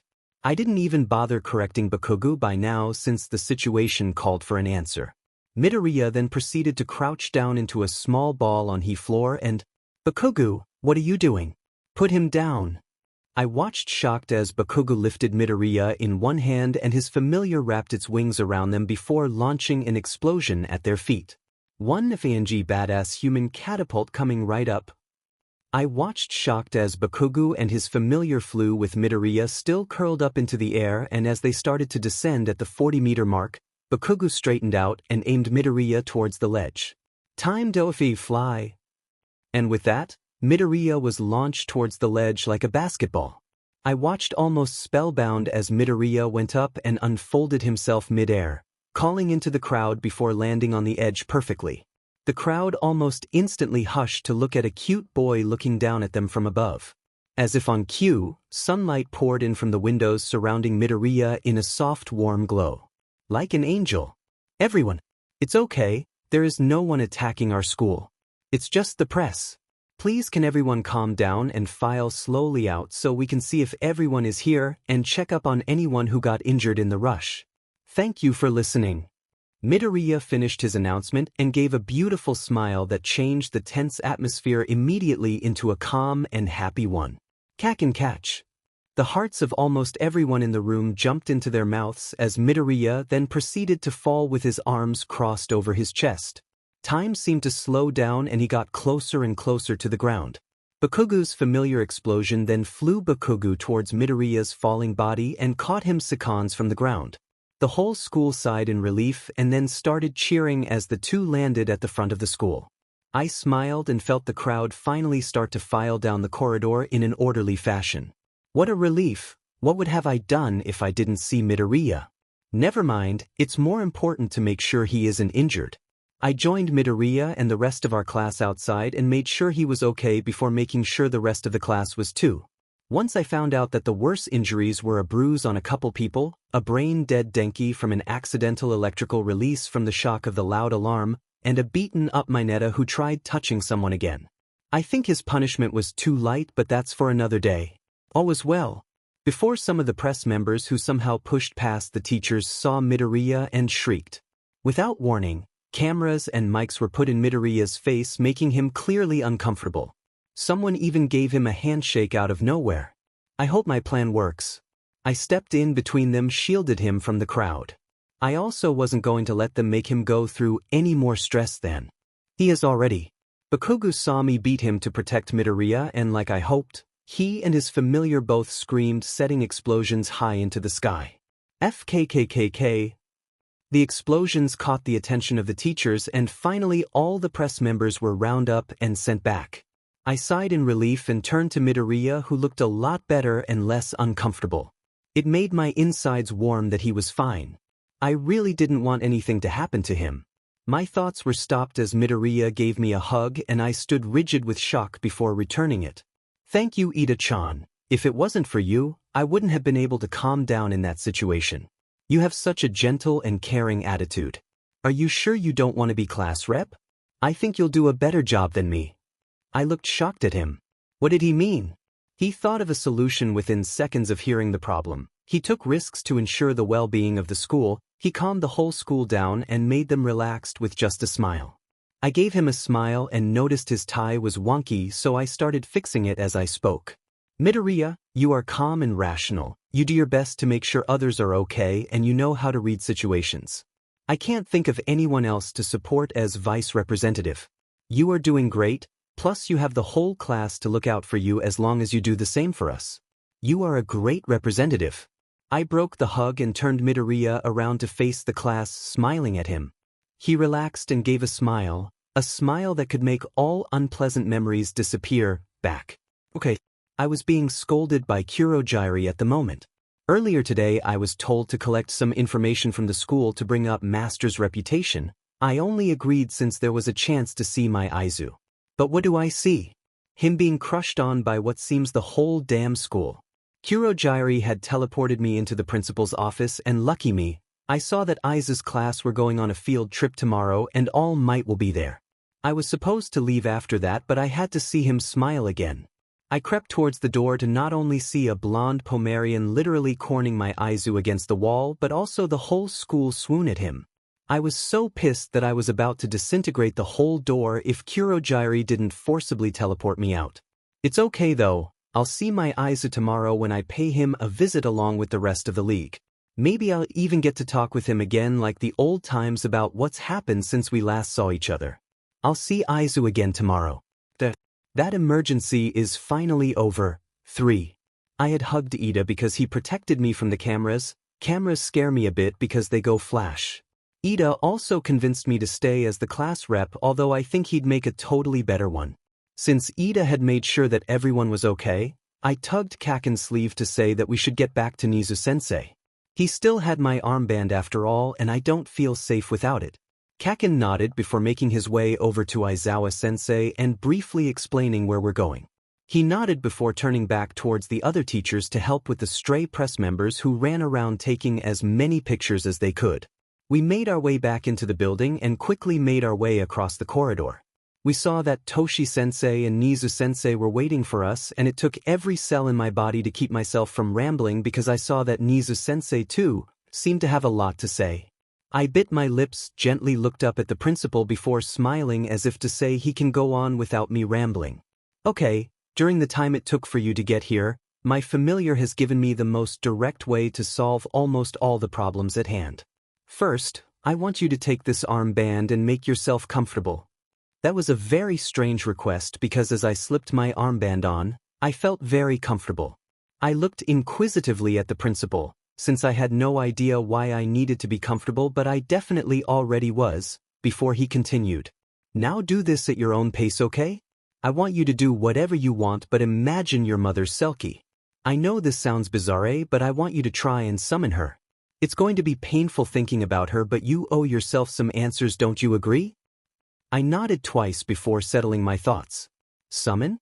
What did he mean by that? Is it even possible to summon a familiar? A familiar who isn't mine at that? I don't even have a familiar. Could he be bluffing to see my reaction in this situation? Can I do this? What do I do? My thoughts started to buzz and sweat started to form before a single bead dripped off my face. My thoughts tangled and my brain started to have a breakdown. What do I do? What do I do? What do I do? Everything stopped. I blinked before realizing that Kakin was hugging me really tight. I'm seeing now, but oh no. I kinda can't breathe.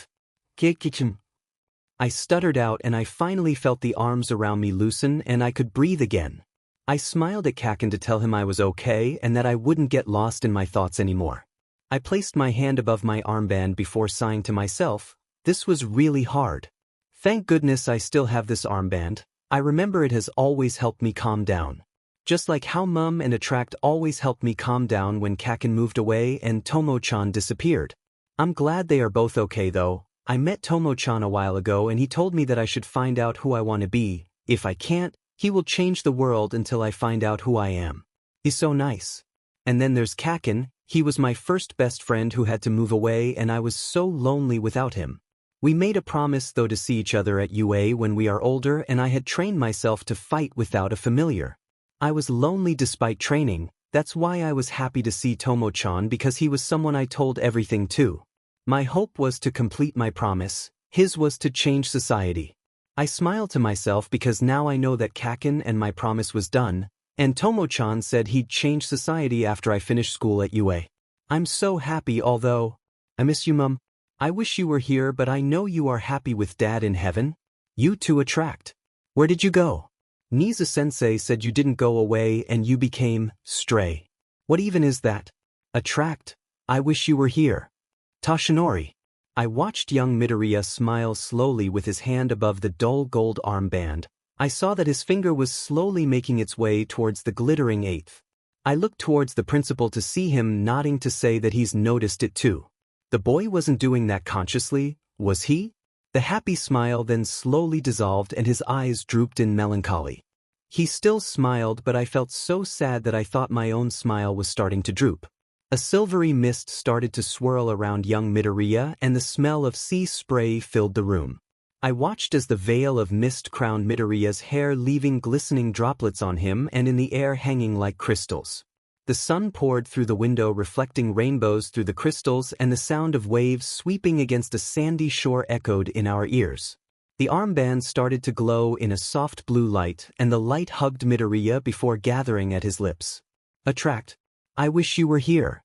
The blue light formed bubbles as those words left his mouth and the crystals in the air all joined.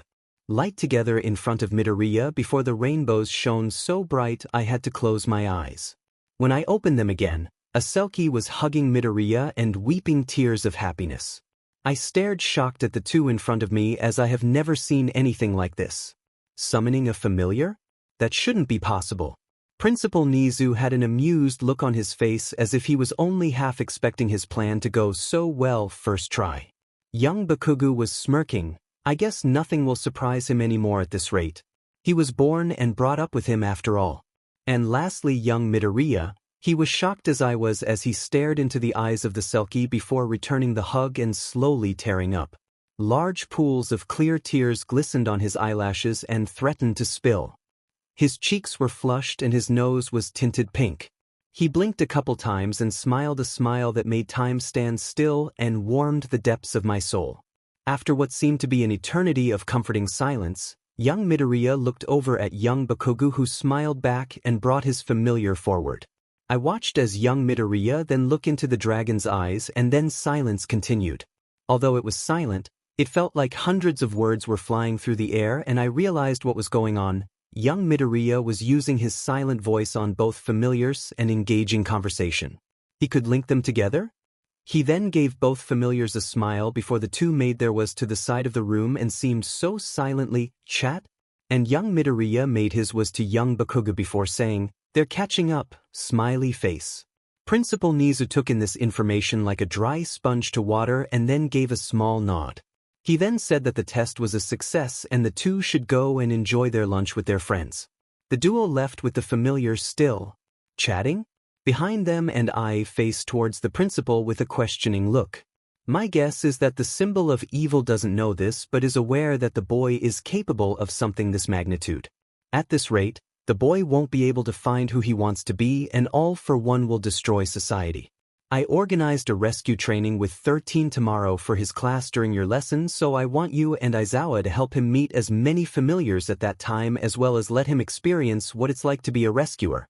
I'll have the tent ready by morning, so make sure you come by and pick it up. His ability shouldn't be told to the people as he meets them, however I have a feeling that at least his class should know since he has a Selkie following him around now. Oh no. Return to Midoriya immediately.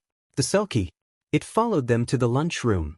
My eyes widened at the realization and I rushed towards the door and turned right, only to realize that I wasn't going in the right direction and turned around before sprinting down the hall with my familiar helping me.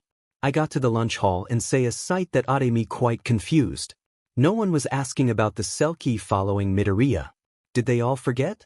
I approached him and then felt pressure on my arm. I turned to see young Bakugo pulling me to a quiet place.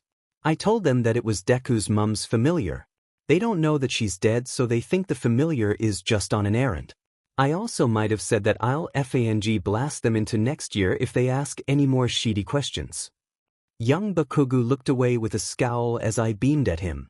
I thanked him and asked if he could keep an eye out for him, knowing full well that he could do it easy. Well, of course I'm not breaking a promise to Deku even if it kills me. I'll blast anyone who gets in my way. And with that, he trudged off towards the group again, sitting on a chair near Midoriya and scowling at anyone who looked at him. Rude but amazing, that boy. As I went back to the office, I quickly stepped into the staff room to explain the situation to Mr. Aizawa and the other teachers who were present before leaving for the office again. I passed the classroom and saw Midnight and decided to pop in to tell her too, but as I opened the door, I noticed a small purple ball on the wall and I followed the trail to find the class pervert Mineta perched on a cupboard staring at Midnight. I sighed before picking him and gave the squirming grape a detention before putting him outside. He ran off crying but with a satisfied expression. I told Midnight the situation and left to knock on the door of the office. I went in and explained that young Bakugo had everything under control and he could explain the rest of his plan. Bakugo, as loud and rude as he is a boy with many talents too. I know that Midoriya is going to befriend everyone in his class, no doubt, and aid with Bakugo to make a few. This will increase Midoriya's vibe of this world, but I worry that it may not be enough. He didn't enter this school to protect others with a familiar, and he didn't even have one at the beginning.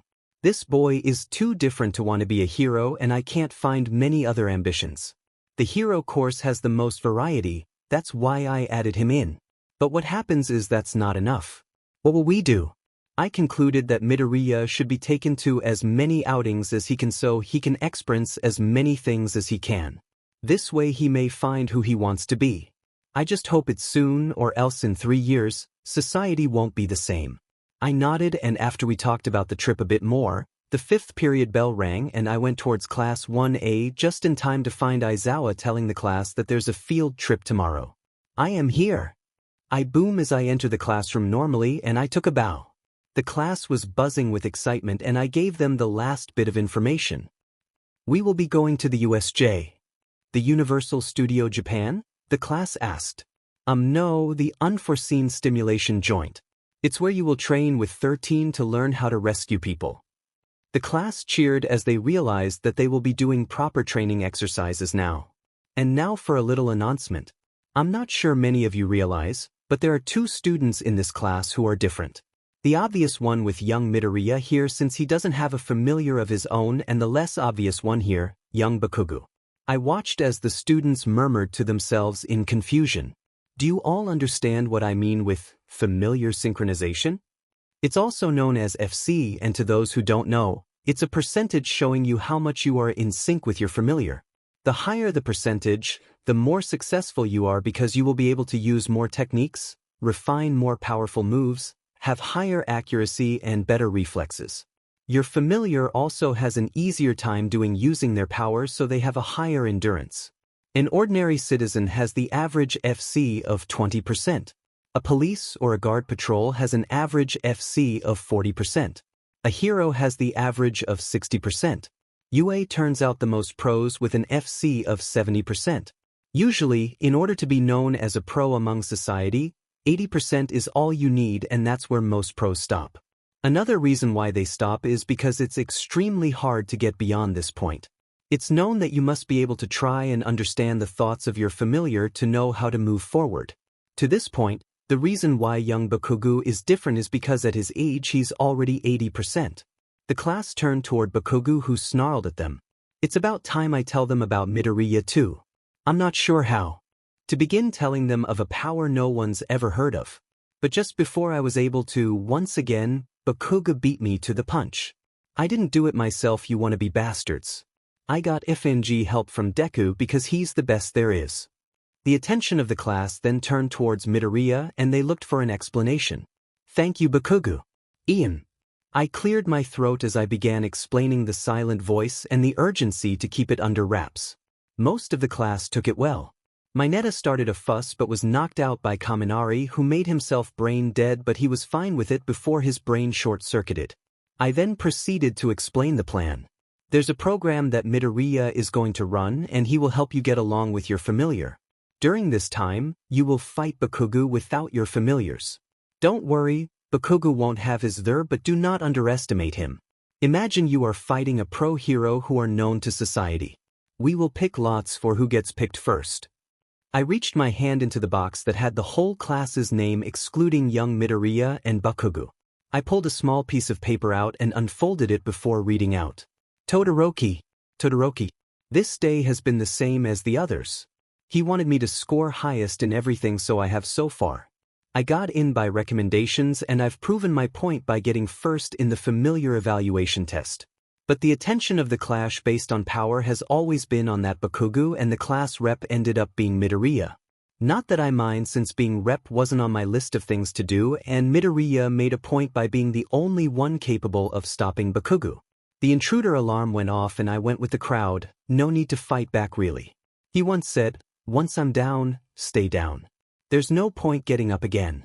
Except Midoriya and Bakugo put up another show by calming the whole school down. Midoriya truly seemed like an angel when he stood up there, and I felt that I was too tainted to be in his presence. It was a horrible feeling, and I thought I got rid of emotions ages ago. They're just a hassle to deal with.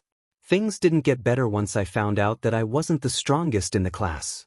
I knew my FC was about 60% already, and that was higher than any average hero student starting UA with the minimum of 30%. But to find out that Bakugo had 80% already? He didn't go all out in the evaluation test. That thought made me mad. But then to find out that he got that far because of Midoriya, because he was basically born with a cheat? It almost makes my life with him seem almost like a joke. I spent hours staring at the familiar, half cold, half hot, to see how far he can push me. I hated the familiar with its two colors. I wished it was only blue, just like my older brother's, but he left home when I was 4. The familiar's ice side had developed so much that the bird almost looked lopsided, with the fire side feebly burning. I trained the fire side enough to not slow down the ice, but not enough to make an impact. I refused to use any of the fire side because I'm rejecting him. Todoroki. All Might called my name and I turned my face slightly to Prachi's what just happened.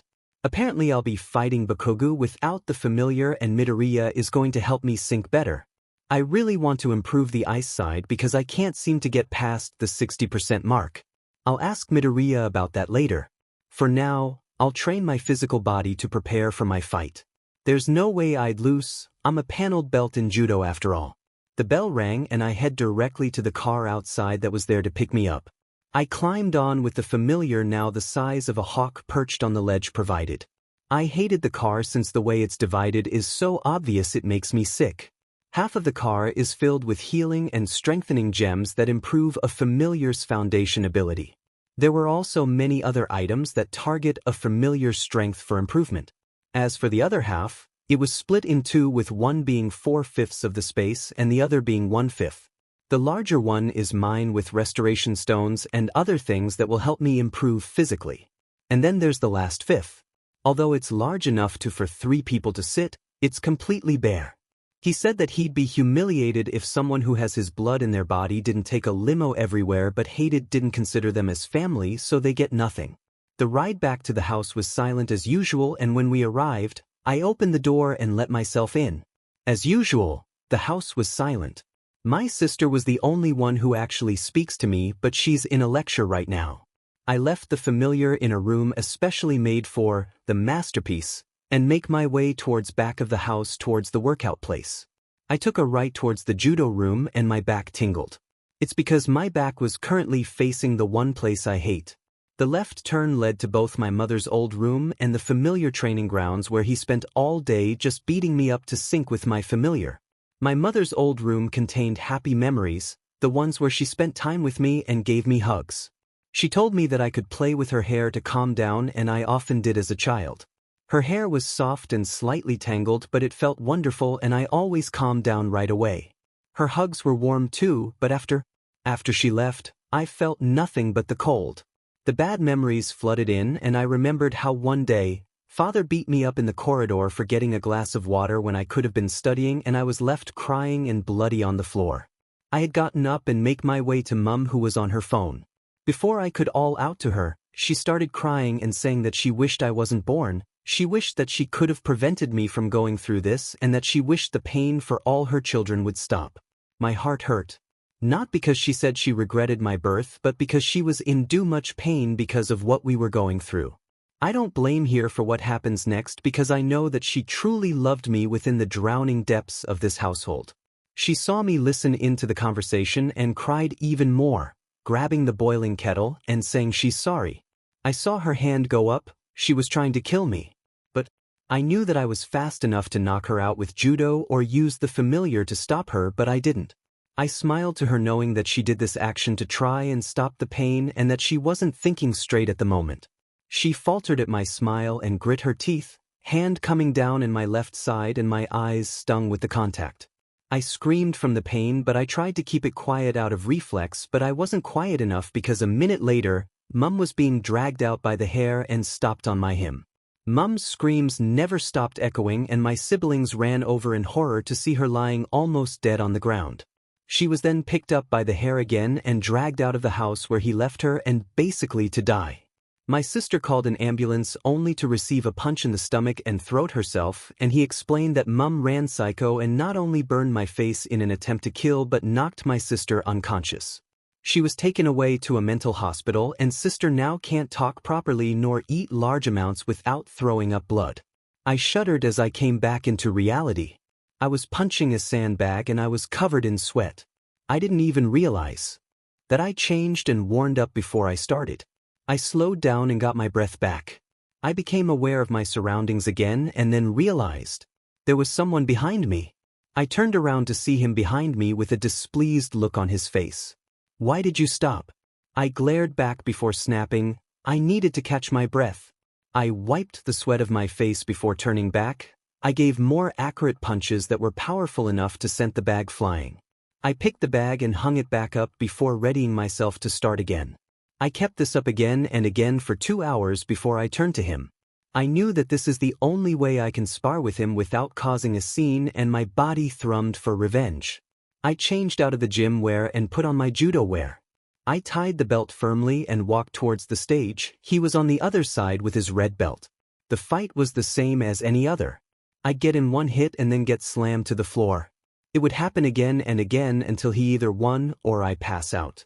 The training ended and I limped into my room to do any homework I got that day. After I was done, I read a book until it was time to eat. I ate by myself as usual, with my sister joining in halfway, exhausted from running. I tell her that I'm okay by myself and that she doesn't have to run from her part-time job to eat with me, but she always insisted that she does. I like my sister a lot, but I worry about her. She tries her best for me, but when she does something significant, she gets beaten. Dinner is always my favorite time of the day because I sit there listening to my sister's day. She talks because I don't like to and she doesn't mind. She goes on and I enjoy that. But dinner always finishes at 8 because then he storms down to eat and neither of us want to be there when that happens. I went to the familiar training grounds and trained the familiar. It was capable of sending out 3 massive icebergs before it faltered, and I made all 3 before training. I'll be able to make 4 in about a month, I'm guessing. After the ice side was completely spent in 20 minutes, I just made the familiar slowly melt the ice. I went and changed into a pair of swim trunks and grabbed a towel before returning to the familiar training grounds, which was now filled with hot steam. It sounds stupid, but my sister told me that it's relaxing to sit in the steam room, and I have to admit, as stupid as I look sitting in a familiar room in a pair of swimming trunks, it does make me feel kind of warm. An hour passed and all the ice finally melted. The fire side of my familiar didn't blaze as well as the ice side, but I knew that the muscle underneath was more developed than the ice side because all I basically did with it was make it do strength exercises. It hovered in mid-air for an hour whilst having a constant and steady stream of high heat coming off. It needed to be able to turn ice straight to steam after all. I went into my room and went on my phone for an hour and before changing and getting ready for bed. I sat up and read a book for about 10 minutes before going to sleep at 10:30. I woke up the next morning at 6:30 to get ready for school. I packed my bag for the trip today and went down to the gym for 20 minutes. At 6:55 I went to eat breakfast and was done by 7:10. I then showered and changed into my uniform and waited outside for the limo with my bags at 7:20 before getting picked up and sent to school.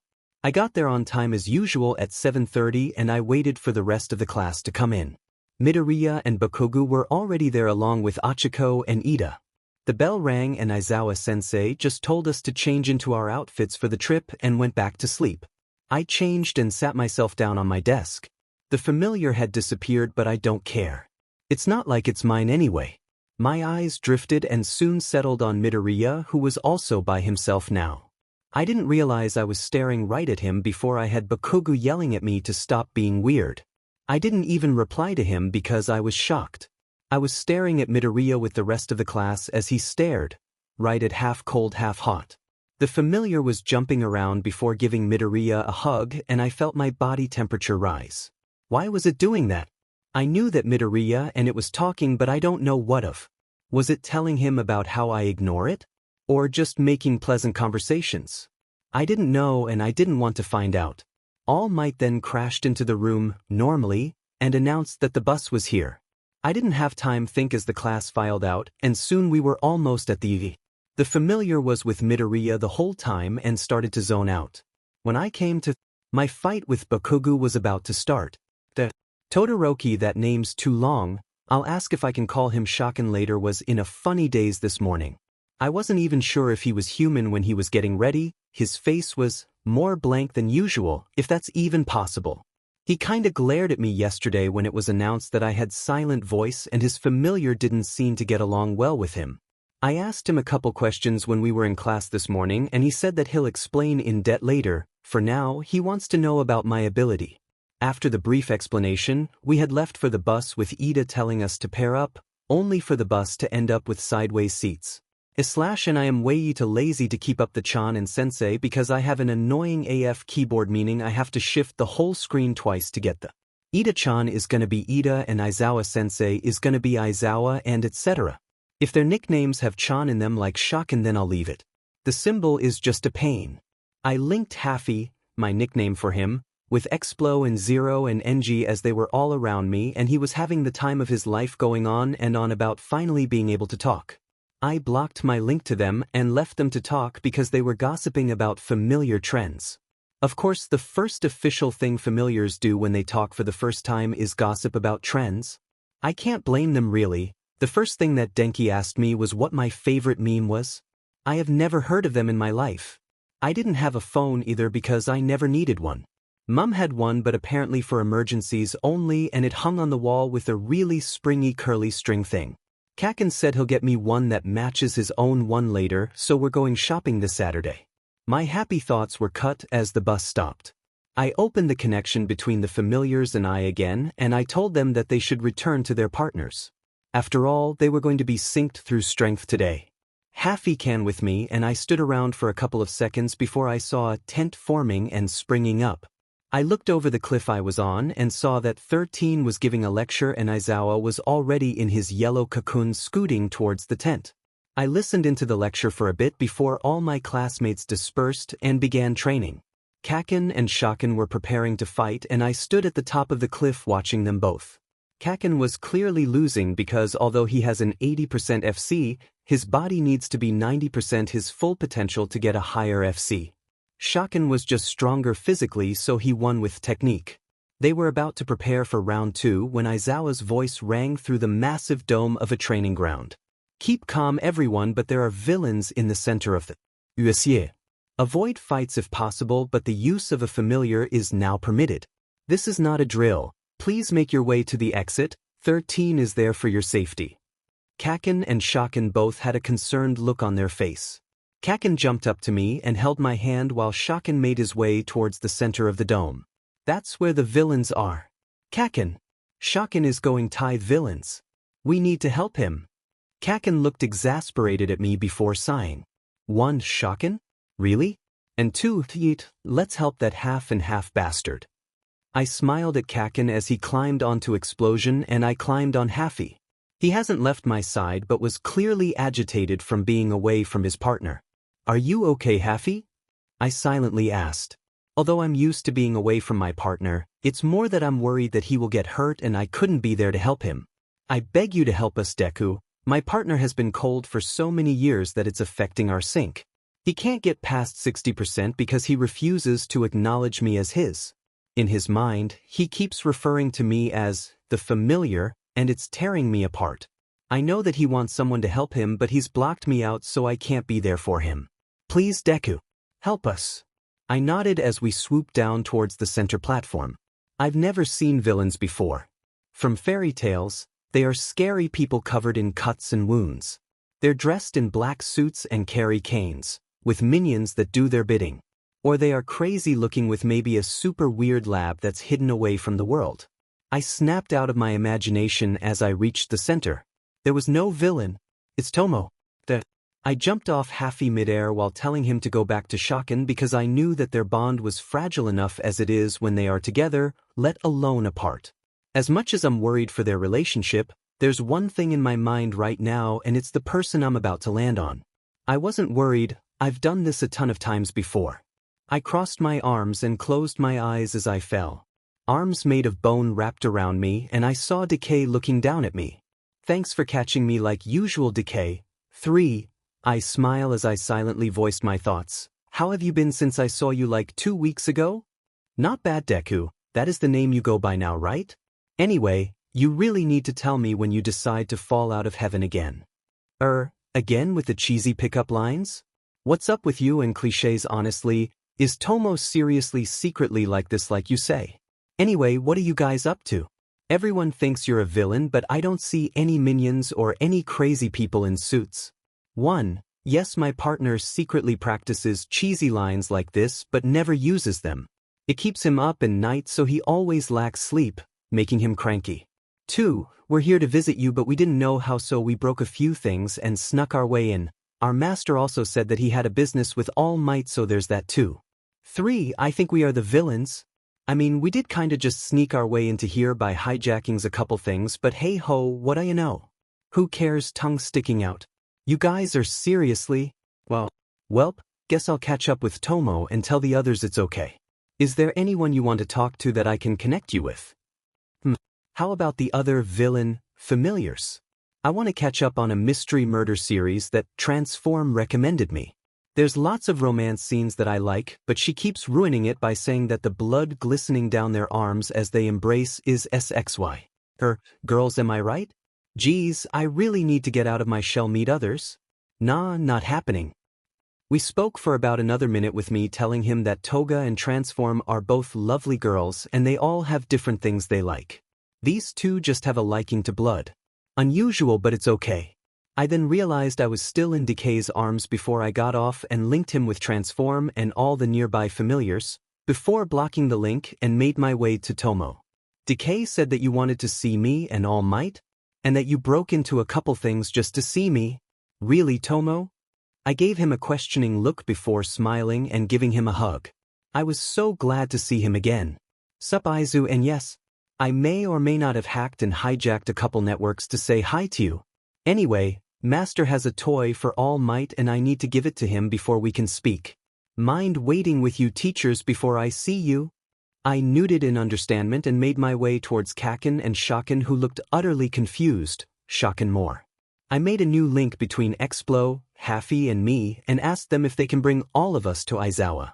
I then joined Kaken and Explo's back whilst Haffy kinda grabbed Shaken and we all flew into the air. The way Haffy held Shaken reminded me of how cremation brought me to Tomo with Dabi. I cut the link between the two familiars before me as we landed and I quickly explained what I learned to Aizawa. He looked at me funny before sighing and told me to go in the tent as he needed a word with the class that were being rounded by 13. He whispered something to her and she nodded before huddling up in a group with the class. There was more whispering, but instead of eavesdropping, I did as I was told and went into the tent waiting for Tomo. I'm bored, Tomura. After I met Aizu again, Master had everything planned out for him. He's going to do whatever he wants and not be tainted by this world. He either becomes happy here or I'll change the world for him. He deserves everything after what he's been through. I didn't even know of what he's been through until he told me 2 weeks ago. I'll make sure he's happy. I made sure that connection was cut off from the outside world so I could have maximum time with Aizu. I'm sad for him because he hates seeing people hurt, so I'll detract him whilst Master's toy is tested on All Might. It will make Pyo realize that if they don't help Aizu, I can definitely change this world. Bakugu. God effing you shit. Think Deku threw himself right into the FE villains. I'm glad they're chill with him because I was about to blast handjob over there into next year if his familiar didn't catch him. I'm confused, sure. Aizu was with a villain, but it's Aizu I'm thinking about here. Of FNG course he's already beaten then with his FANG bat of friendship. Oh, I got a kick out of Icy Hot's confused face though. Deku climbed onto my familiar so I joined him. Icy Hot's familiar carried him like a sack of potatoes though. I'm not sure what's going on here, but okay. I'll roll with it before I FNG blast it. Todoroki. Confused. What in the world is going on? I ran into the scene because I wanted to be a hero, but the familiar wasn't with me. Then, the one who made the villains seem to not attack students was Midoriya again? Next thing I knew, the familiar isn't listening to me and I'm being carried like prey to our teachers. Confused. Izawa. The problem child is here again. And his problems make me want to drown in coffee. There apparently is no villain, just some old friends who freaking hijacked the bloody system. This kid doesn't know what a villain is and made friends with them? And now they expect a battle between a toy and All Might? As well as for them to freely speak to this problem child like a freaking friend seeing another by going to their house on a bloody weekend. I am not paid enough for this. 13. Aizawa explained that we had a problem child on our hands, but I really wasn't expecting this. I quickly realized that this kid shouldn't be told that his friends are villains and that the class should pretend to be friendly. I huddled them all in when Bakugu and Todoroki joined us as they were the last ones and explained that we needed to act oblivious. Dang it. I didn't get to talk to the Green Angel again. Last time I saw him was when he stayed with us briefly. Sure, I only met in person for a week, but who cares? I still remember that during his stay, when no one was looking, he'd go downstairs next to Kurogiri's room and huddle in the corner doodling some really realistic drawings. They were always sad and they were apparently of his past that he told us about, and he'd often do this to make himself feel better. I found him once like this and told I'd pull him into my lap and just sit there with him while he draws. He protested at first, but I said that I wanted company when I rest and wanted something to cuddle. When he finally agreed, I would put him in my lap and pet his hair. Boss didn't say if I could or not, but I didn't care. His hair was softly and fluffy whilst his skin was silky and smooth. He is freaking adorable and I don't regret anything. Toga. See. Oh my gosh, I just saw Aizu. If someone hurts my cinnamon roll, I will drain their blood and dump it into the sea. I want to hug him again. 3. Achiko, rest of the class. When 13 told us the plan, I'll admit it was weird. We had to pretend to think there are no villains here and that we were not trapped in the USJ. Apparently this is because of another thing that couldn't be told in class because Aizu was there. Aizu is apparently the decider of a potential war between two powerhouses in society. We said we understood and we made our way towards the tent where Aizu was waiting. Who is he anyway? I was sitting by myself like Tomo had told me to, and I was getting bored when the class were suddenly all there. Everyone was smiling and chatting to themselves, and I think Aizawa told them that there were no villains, so they were all relaxed now. Coco came up to me and gave me a hug before asking, "Hey Aizu, wanna play a game while we wait for your friend?" I gladly agreed since I was bored, and the whole class gathered in a circle around the inside of the tent whilst the teachers stood by outside. I think they didn't want to join in with a childish game, so they're just sitting it out. Mina suggested a truth or dare game that I've never heard of before, but Kaken, who sat next to me, quickly explained, and I felt a little silly for not realizing the name of the game literally explains what it is. I agreed and Mina cheered, making me smile because she's so bubbly. The rest of the class smiled too. I think it's great that everyone likes everyone. Mina, Aizu, truth or dare? Truth please. Mina, I want to know who you think should hook up. Kaken glared at Mina, making her awkwardly laugh and scratch the back of her neck. I was a little confused. Hook up? Mina, what does hook up mean? Mina, oh no, what have I done? Oh sugar honey iced tea. You know what? My question is, who do you think have a sibling-like relationship in this class? A sibling relationship? Let me think. I was an only child, so I don't know what a sibling is like. I'm guessing it might be something like with Kaken and I, but Kaken said he didn't want to be my brother when we were little. I'm pretty sure siblings nag at each other all the time but also have each other's back when they need to. I've seen Coco and Kaken scowl at each other before, but I'm also sure that they'll reluctantly help each other too. Oh, Shaken and Momo both already seem close. I'll ask them that. I got two, Coco and Kaken as siblings along with Momo and Shaken. Todoroki coughed on air and glanced at Momo as she gave an awkward smile. Momo, actually, you could argue we did act like troublesome siblings. You see, Shaken, as you refer to him, and I are childhood friends from when his father had a business partnership with my family's company. We actually used to sneak out after his practice, and whilst his dad was busy with paperwork, we would steal Endeavor's credit card and binge spend it on sweets and other stuff until past midnight. Momo said it with such a straight face that I started laughing. The idea made me laugh so hard. That's amazing, Momo. If my instincts are right, Coco and Kaken will have a similar relationship. I turned my head to Kaken and he glared at Coco. Kaken, me and Round Face here aren't getting along. I see no way we can agree on anything. I'll blast her into next week if she gets any ideas. Kaken's familiar then growled at her, letting a few sparks fly. We didn't notice that one spark caught the edge of the tent though, and before we knew what was going on, the tent was on fire.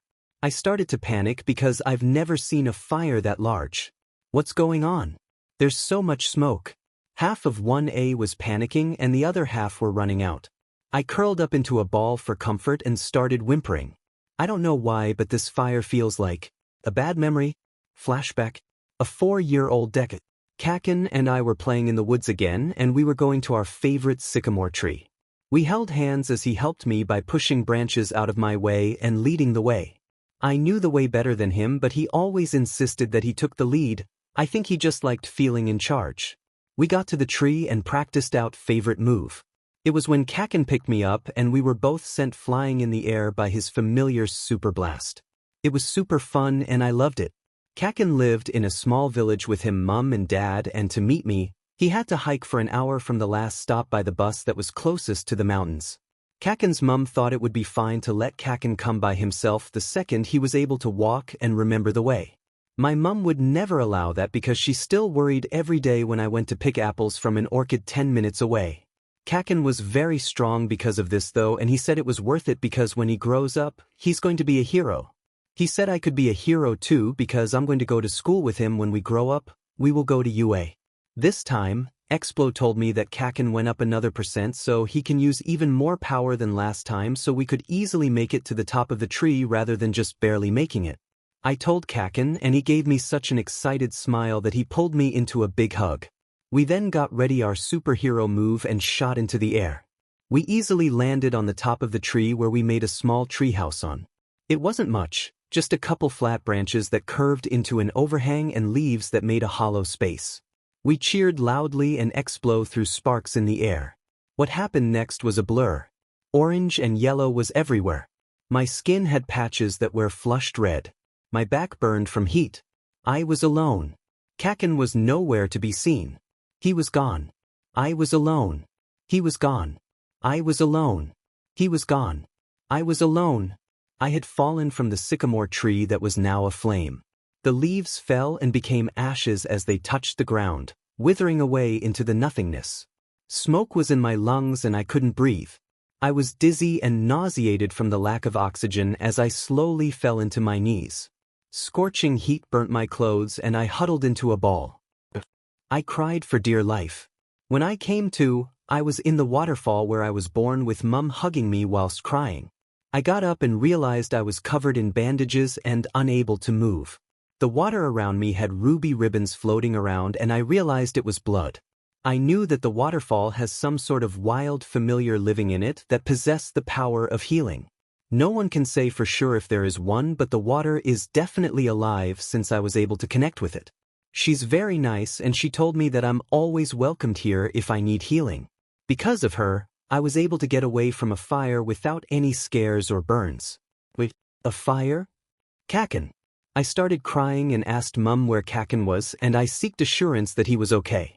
Mum looked sad but she smiled and told me he was okay and that he'll visit with his whole family tonight. I was relieved.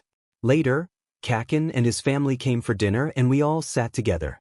Mum had a serious look on her face once we were done eating and told Kakin and I to go play in the living room. The next part was blurry too. Kakin suddenly gave me a hug and started apologizing that he couldn't protect me. He said he wanted to catch me but his familiar prioritized his safety first and dragged him straight to my mum before coming back for me. Apparently I lost consciousness after what I remember and I was picked up by Explo before being flown to the waterfall. Kakin said he will get stronger to protect a Deku like me and that only he can call me Deku. He said that he's sorry that he won't be there with me because he's going away to train and be the best. He said he won't break the promise. He said, we will see each other once he's stronger. And with that, Kakin moved to the city and I never saw him again.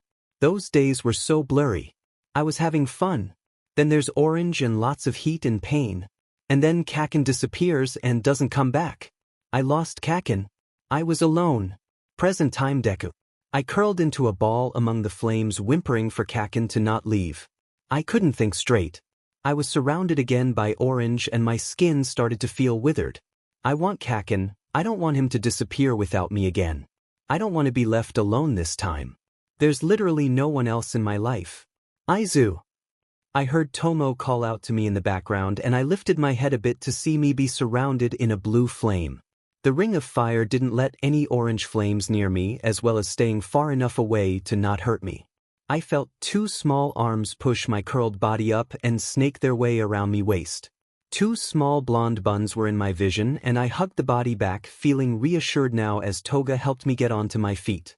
She still held my hand as she buried her head into my chest as Dabi came up to me and started petting my hair like he did before and I calmed down almost completely.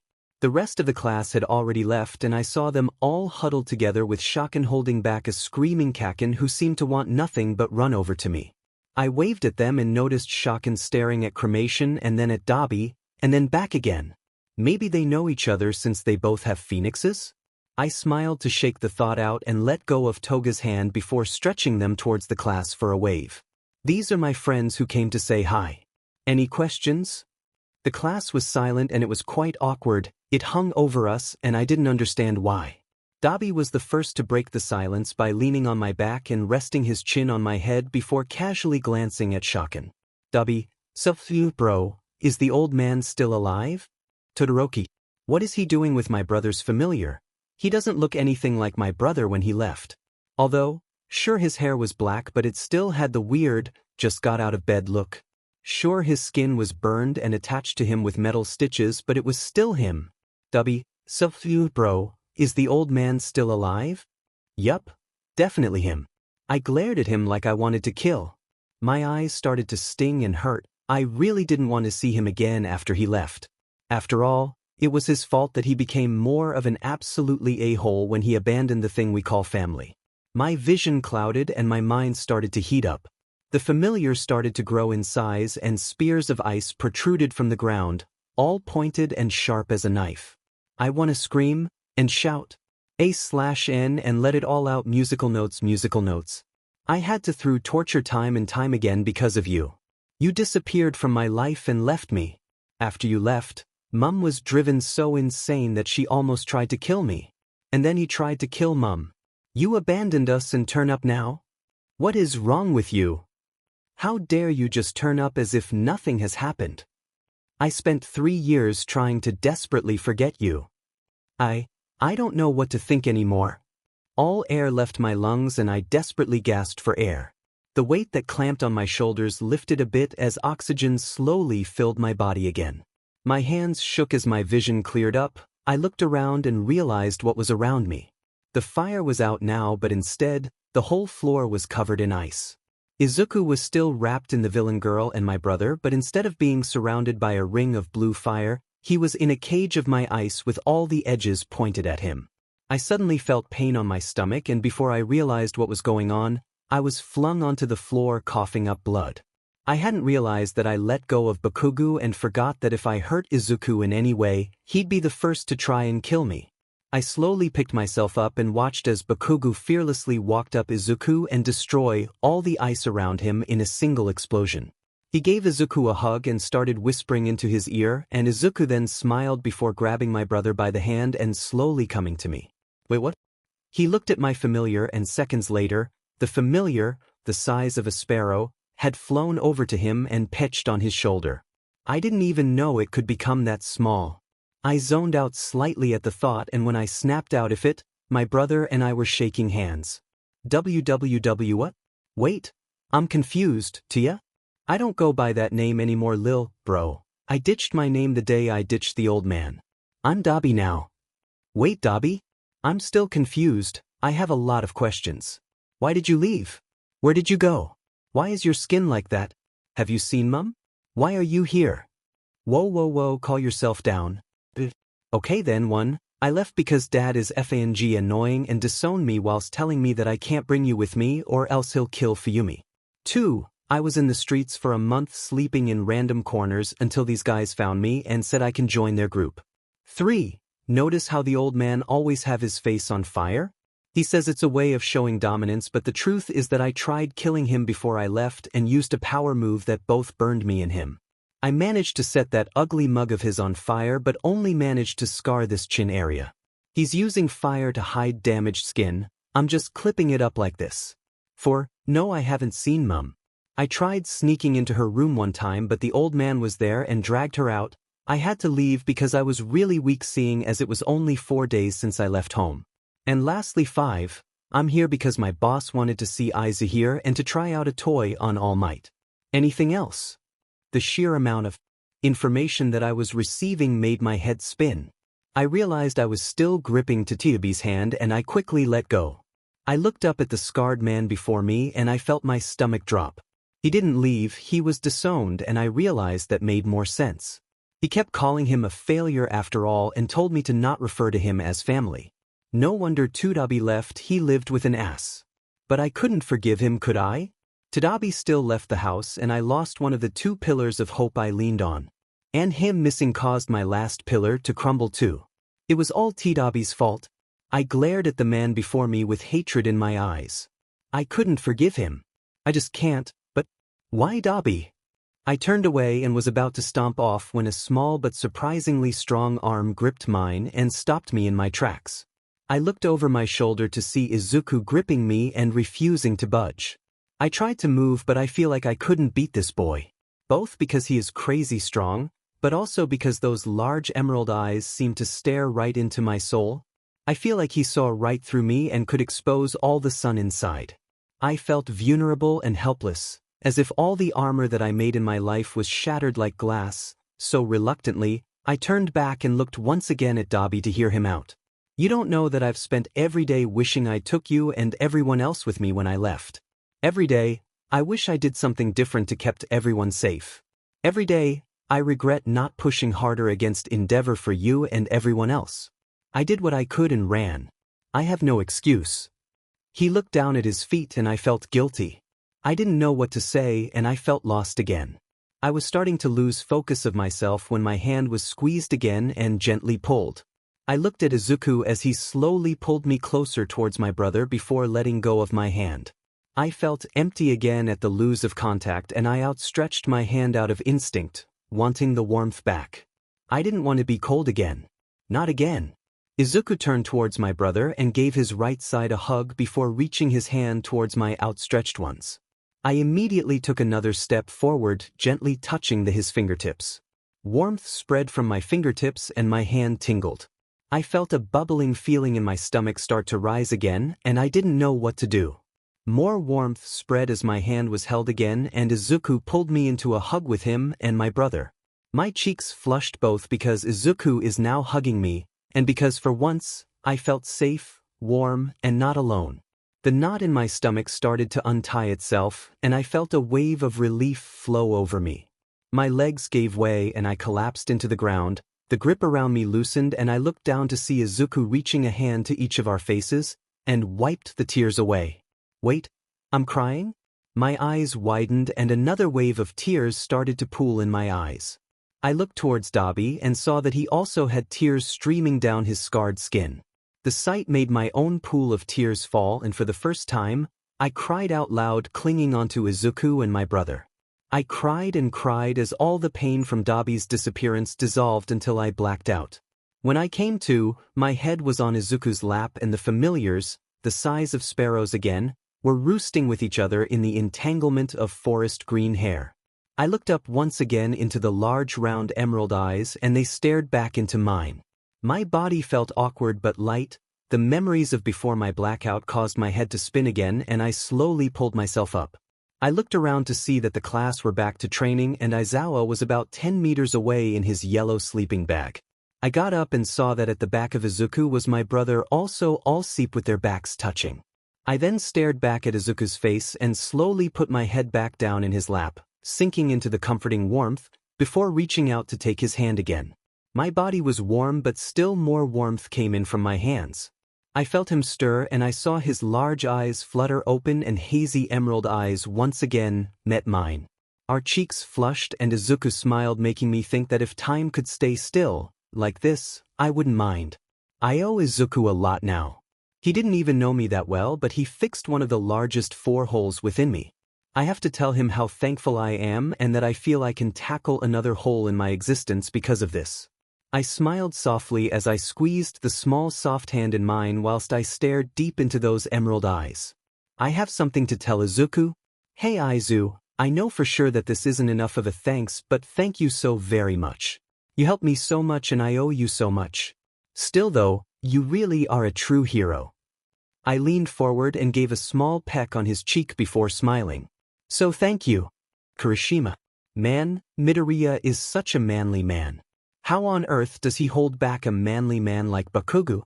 The dude's having a breakdown and might blast the whole mountain that we're on, and that's not cool, man. Midoriya was being a bro and watched over Todoroki and the other people who are his brothers and Bakugo happened to be watching like a man when the Todoroki gave Midoriya a kiss on the cheek. Very manly way of appreciation. But Bakugo didn't like it and started a rampage which brings to me now. Bakugo then clicked his teeth before turning back towards the snowy mountains we were on and started blowing massive craters up into the ground. He's such a man. I should follow his manly lead and practice myself. My familiar, hardening, is a stone-skin basilisk. Together, we started by becoming hard and started breaking the boulders that Bakugo is leaving behind into dust. I was on the strengthening half of practice where we improve our familiars whilst the other half of the class was on rescue practice. Our class is so manly. I continued mashing up the rocks with my bare hands and after 15 minutes, I felt my familiar's manly rock skin to start cracking. My limit's near meaning I can only take form for 15 minutes. I think I'll keep going for just another minute to increase my endurance. I grabbed another boulder and got ready my fist to smash it and braced myself for pain. That actually really hurt. I grit my teeth and steadied myself again as I ignored the pain. My hand stinging and red scratches appeared. The warm pain spread up my arm, and I winced slightly before grunting to hide the numbing arm as I raised my hand again to slam down. I closed my eyes for impact. Ready? I opened my eyes to see that my arm was gripped tightly by Bakugo and I sat stunned. Wasn't he blasting the mountain on the other side? How'd he get here so quick? I know he's 80% but still. Anyway, he looked annoyed at and I nervously smiled at him. Sup bro, what's up? Don't sup bro me. You are FING injured because you don't know how to sync with your shitty familiar properly. Come on, we need to go to Deku to help you find another FNG way out of this. My eyes widened as I realized he was helping me and I didn't need to be worried or nervous cause he's a good man. Thanks Baku bro. You're such a man bro. We're brothers now, okay? Why you what? Don't be cocky shitty hair. Deku would have told me off if I didn't help you despite being on the same effing mountain as you, nothing more. And with that, I was dragged onto my feet rather more gently than it looked. He was genuinely being nice despite how it seemed like I was being dragged by a raging and swearing bro. I was pulled down the mountain and towards Midoriya who still had to do bro on his lap and the other bro lay asleep against Midoriya's back. The other people who appeared along with the other bro were scattered around the open floor, either asleep or talking with each other whilst their familiars seemed to be communicating. Midoriya's ability probably. It's still manly to see it in person though. I didn't want to disturb them but Bakubro dragged me directly in front of Midoriya so I shot a sorry look at their direction. He smiled and gave a look towards Bakugo and for some reason, he beamed so brightly that it made my insides fuzzy. Bakubro growled at him slightly before pushing my familiar towards Midoriya and silence continued. I'm guessing it's the manly ability again. Midoriya looked very manly in those moments as his eyes danced and the emerald reflected shards of gold that I didn't notice before. He sat there so comfortable that I almost drifted off to a sleep before his voice peeped up and disturbed my daze, snapping me out of it. I sat down before Midoriya as if it was the most natural thing and listened without talking. Your mind is in the correct place, Kiri, because it's true that you need to improve your endurance but you are too rash. You are hardly pushing yourself and you are tired after 15 minutes of slow burn. What would you do if you encountered a problem where you must actually fight whilst hardening? Not only will you run out of time quicker since you are moving, you will lose even more time because you need to continuously defend by hardening further in certain places during the fight. I'd say you'd last 15 seconds against Kaken. Could you show me? I snapped out of my trace when Bakubro slapped my head and I realized I was staring at Midoriya. Shaking my head, I agreed and walked a good 30 meters away from him before hardening myself once again against Bakubro. I glared at my bro to keep him in my sight and braced myself for Midoriya's countdown. 3, 2, 1, go! I blinked and Bakubro was gone. Whirling around I crossed my arms in front of my face as it's my weak point because I can't cover it in too hard skin without my senses being impacted. Pain seared through my stomach and my ribs rattled. I covered the wrong place. I looked up and saw that Bakubro wasn't in front of me again and I hardened my stomach whilst covering my face. My back seared with pain and I grit my teeth. It's only been 10 seconds and I've been heavily injured twice. My familiar was almost falling off me and our skin had many cracks already. Midoriya predicted I only had 5 seconds to go so I need to go full out. I hardened my stomach again, this time adding to my back too and braced my face again ready for anything. I was on the floor staring at the ceiling. Well, I found that my legs didn't work and I couldn't move. Bakubro!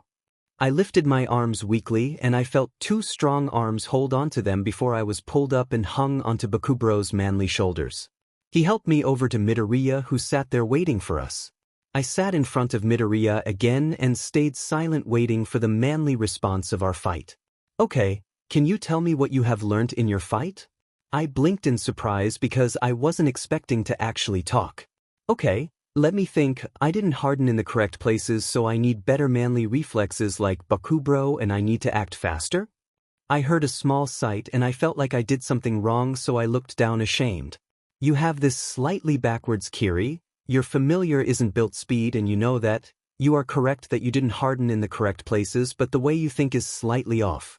Your familiar is naturally slow and against anyone higher than 55%, you will struggle. Kakin won't even using his familiar in that fight. Explo is over there. I looked over towards where Midoriya was pointing and indeed, Bakuburo's manly familiar explosion was there. I sat still and realized that during the fight, not only did I not see Bakuburo, I didn't see his familiar. He fought me bare hand. I realized that he's crazy strong and I had a strengthening familiar, so I need to go down a different route to where I am now. I looked back towards Midoriya, ready to improve and be a better man. Okay, you see, if you only did leg day at the gym, what would happen? That was obvious. Your legs would be super manly. But how about in a fight? But then, you fight with your manly legs, because your arms would slow you down because they're weak. So then you improve both you legs and arms equally, right? But what would happen if you are against someone who is faster and attacks everywhere that is weak? Becomes super manly strong everywhere. Correct. Chirped Midoriya, and I felt like I won award from that smile. I then realized what he meant. I need to improve everything at the same time, not improve just endurance or my hands at once. But how? You harden to your maximum and just try walking around for a bit. Do that as you're training for all endurance and your maximum hardening. And once you can walk a good 1 kilometer whilst holding that, you can practice doing warm-ups while still on maximum, then at 5 kilometers, start martial arts training, and then at 10 kilometers, do martial arts whilst you are hardening. I think that all you need to get up to 80%. Wait, I can reach the manly 80% and still get even harder? Yup. Whoa. I stood shocked when I realized my skin could be even manlier than it already is. I thanked Midoriya when I realized that Bakuburo was dragging me away. I looked back at Midoriya and waved with the arm that wasn't being dragged and got a small smile and waved back, making me feel re-energized and ready to improve. I got dropped onto my back and I hopped up quickly and immediately hardened to max. I grit my teeth as my whole body strained and I could hear my familiar groaning. This wasn't easy. I can hardly hold on to max, let alone take a step. I have far to go. I need to thank Midoriya later, and Bakuburo now. I turned around and went up to him, slapping him in the back and grinning. Thanks, bro. Bizawa. Problem Child helped Kirishima before I could, and I'll admit his advice was spot on. Kirishima wasn't doing the correct improvements and was making little progress. I was going to tell him to increase his stamina by running a mini-marathon whilst he and his familiar were together, but this wouldn't count for endurance as much, so Problem Child's solution was actually more accurate and overall more helpful. I sighed, realizing that this kid's insight into familiars is probably the reason why All Might agreed to recommend him. Movement caught my eye and I watched Todoroki wake again, this time stirring up the villain leaning against Problem Child, who stretched and turned around. I observed as the black-haired villain shooed away the sparrow-sized familiars resting in the green mop of fluffy hair and placed his chin there before looking down to face Todoroki. At the same time, the other villains there noticed the movement too and got up, making their way towards Problem Child, and I sighed again. I'm going to have to get out of my sleeping bag, don't I? I heaved my body up and make my way slowly towards the problem group. I heard some clashing in the background and I assume it was All Might destroying the apparent toy the villains brought with them. As the thought washed over my head, the Nomu, as they're called apparently, came flying over my head and landing into the center of the pond. I am not paid enough to deal with this. I saw as Shigaraki looked at the direction of the pond and sighing and muttered about a failure before turning his attention of the innocent and oblivious child. The blonde girl started whining and started to rub her face on Midoriya's. Okay? I wasn't sure whether to stick around for potential information or leave because my headache was getting worse and I didn't need to make it even more agitated. I sat with earshot of the group and decided to half sleep. I wanted my rest and I was close enough to act. Pleased with my decision, I heaved my body into the warmth of my cave and my lids felt heavy. My breathing slowed and my heart pumped steadily. The sweet arms of sleep tilted my head and my thoughts phased in and out of consciousness. The Problem Child, the villains, mysterious power, Kets, All Might, so-called toys, Ketis, what a cute familiars, cat ears are soft. Wanna stroke a cat? Wanna tha? My hands twitched as it make into contact with something soft. Half asleep, I petted the soft thing in my hand and rubbed gentle circles in the side. My fingers traced a soft earlobe and I stopped. Earlobe? I opened my eyes once again, and instead of being greeted by a harsh bright light, I awoke into the emerald eyes of the problem child. Oh geez, what now? My hand was ruffling his hair, and I'll admit, as fluffy as it looked, it's fluffier. It reminded me of that one cat I found of the street, but more tangled. While lost in thought, I kept petting the problem child's hair, and I'll admit it was very soothing. This kid makes me admit a lot of things.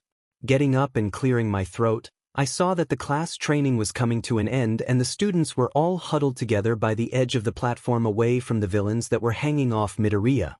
I sighed, realizing that asking heroes to pretend to be friends with villains wasn't easy, and I knew I had to do something. Okay, mid-area, how about you introduce everyone to your friends? This can also test how much you know about everyone, so how about a small description? I smiled to myself because this is basically public humiliation since he hasn't spoken to everyone in the classroom yet. I need a laugh in this goddamn job anyway. These kids are exhausting. Okay? Let's see, how should I do this? Momo, how about going down the registration? If you don't know it, we can all line up. She smiled before facing the class as they took the hint and started filing into a semicircle. Okay then, Aoyama and his familiar are super sparkly. He's French and very posh. I like how he is always there when there is trouble. Aoyama seemed to sparkle a little more than usual before saying something in French or whatever as he flipped his hair and looked towards Ishido. Mina is super nice and fun. She talks about online stuff a lot though, and I find it a little difficult to keep up, but she explains it to me so I can enjoy the jokes too. I still really like the side effects of her familiar because I've never met anyone with pink skin and black eyes. Then again, everyone has their own side effects, but I like the visual ones the best since everyone looks so epic. Mina dash, heck yes boy, I still think my horns are the best though, so this means that not only do I look epic, I look dope. Anyway, who wants to go shopping this weekend? I wanna buy a bunch of stuff, so let's all go together. Once again, the subject has taken a change due to Ishido's habit of going off on a tangent. Students, you can reply to Ishido whilst it's your turn, so hurry up and get done with this. The class agreed, and Aoyama said he was going to be busy at home to clean because apparently this one corner of one of his mirrors has lost a sparkle and it would take the weekend to polish. Okay, next is Azui Dash. Azui Dash, please call me Tsu, my friends all call me that. Okay Tsu, I think you are very straightforward and honest. I can't see your familiar, but I'm guessing she's some type of water-based one since your hands look like they can grip any O. I looked over ready to kill but only saw that a frog spirit was in Problem Child's lap, and silence took our voices for a minute as the two conversed silently. My mind was at peace and sleep hit me like present mix voice. Rubbing my eyes, I felt like I finally got some good sleep, and I looked around my surroundings. I was no longer in the USJ but in one of the school nurses' infirmary beds. How did I get here? I tried to swing my legs out but they couldn't move, and I looked down to find Midoriya asleep in them. I shook his shoulders and looked at the clock. It was already way past the end of school. I was asleep for, assuming I fell asleep at 10 a.m., 9 hours. Geez, did this kid seriously stay here 2 hours after school? How's he getting home? I'll deal with that later. For now. Midoriya, get up. I gave his shoulder one last tap and his large eyes opened in a daze before clearing and stare at me. Can I have an explanation? I raised an eyebrow and I saw him scrunch up his nose in concentration as he recalled what happened. I noticed you fall asleep while we were asking Tsu if she could join the shopping trip, and I realized that you must be very tired to sleep through our racket. Adding the fact you bring your sleeping bag everywhere, I figured you needed some good rest, so I asked Denki to call Midnight, and Kurogiri, one of my friends, teleported her there. While they were gone, I asked Zero Gravity to erase your gravity and asked Creation to make pillows. Midnight put you to sleep with her power that would last at least 4 hours before we put you in the forest territory where it was warm, and you slept there while the day went on. On the way back, Creation made sound erasing headphones for you to wear as Kurogiri teleported everyone back to school. Coco then asked Zero Gravity to float you to the infirmary before going home themselves, so only teachers and us are in the school right now.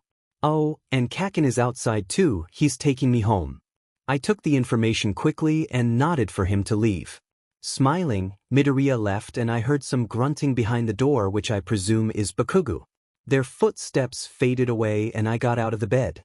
My body felt lighter than it had for years and I think my eyes are slightly less red than usual. It felt good to be well rested for once. I walked towards the window and saw the two problem children walking down the road before turning back towards the bed. I noticed a pair of headphones on the sheets. I presume it's those noise-canceling ones. These children, I swear they always meddle with others. Whatever. I'm so excited. Not only am I meeting up with some of my classmates, Kakin and I are going to get me an actual phone for myself. I got out of the now empty bed to find Kakin yelling at himself again in the bathroom whilst brushing his teeth, and I started to laugh. This caught his attention and he turned to me and gave me one of his rare smiles, and I returned one back before I grabbed a towel to have a quick shower. I picked up the bottle labeled shampoo and looked at it. It had a round lid thing that I couldn't open, so I unscrewed it and poured some of the liquid in my hand. I didn't know how much to use, so I just filled a small cup in my hands and dumped it in my hair. I think I'm doing it right. The mountains never use stuff like this. I tried massaging my head, but that hurt, so I leaned forward from the pain, but as I did that in exasperation, bubbles went into my eyes. Ay! I panicked and slipped on myself before landing in a jumbled heap on the floor. Oh, that hurt. Rubbing the sore spots, I got up only to face Kakin, who was red in the face. Are you okay, Deku? I heard you scream, so I ran as quick as I can. I'm okay, Kakin, I just got bubbles in my eyes, so I panicked and slipped out of the shower. I'm not sure how to use this stuff, sorry. I looked down in both embarrassment and shame for not being able to do the simplest things. Then Deku, don't scare me like that.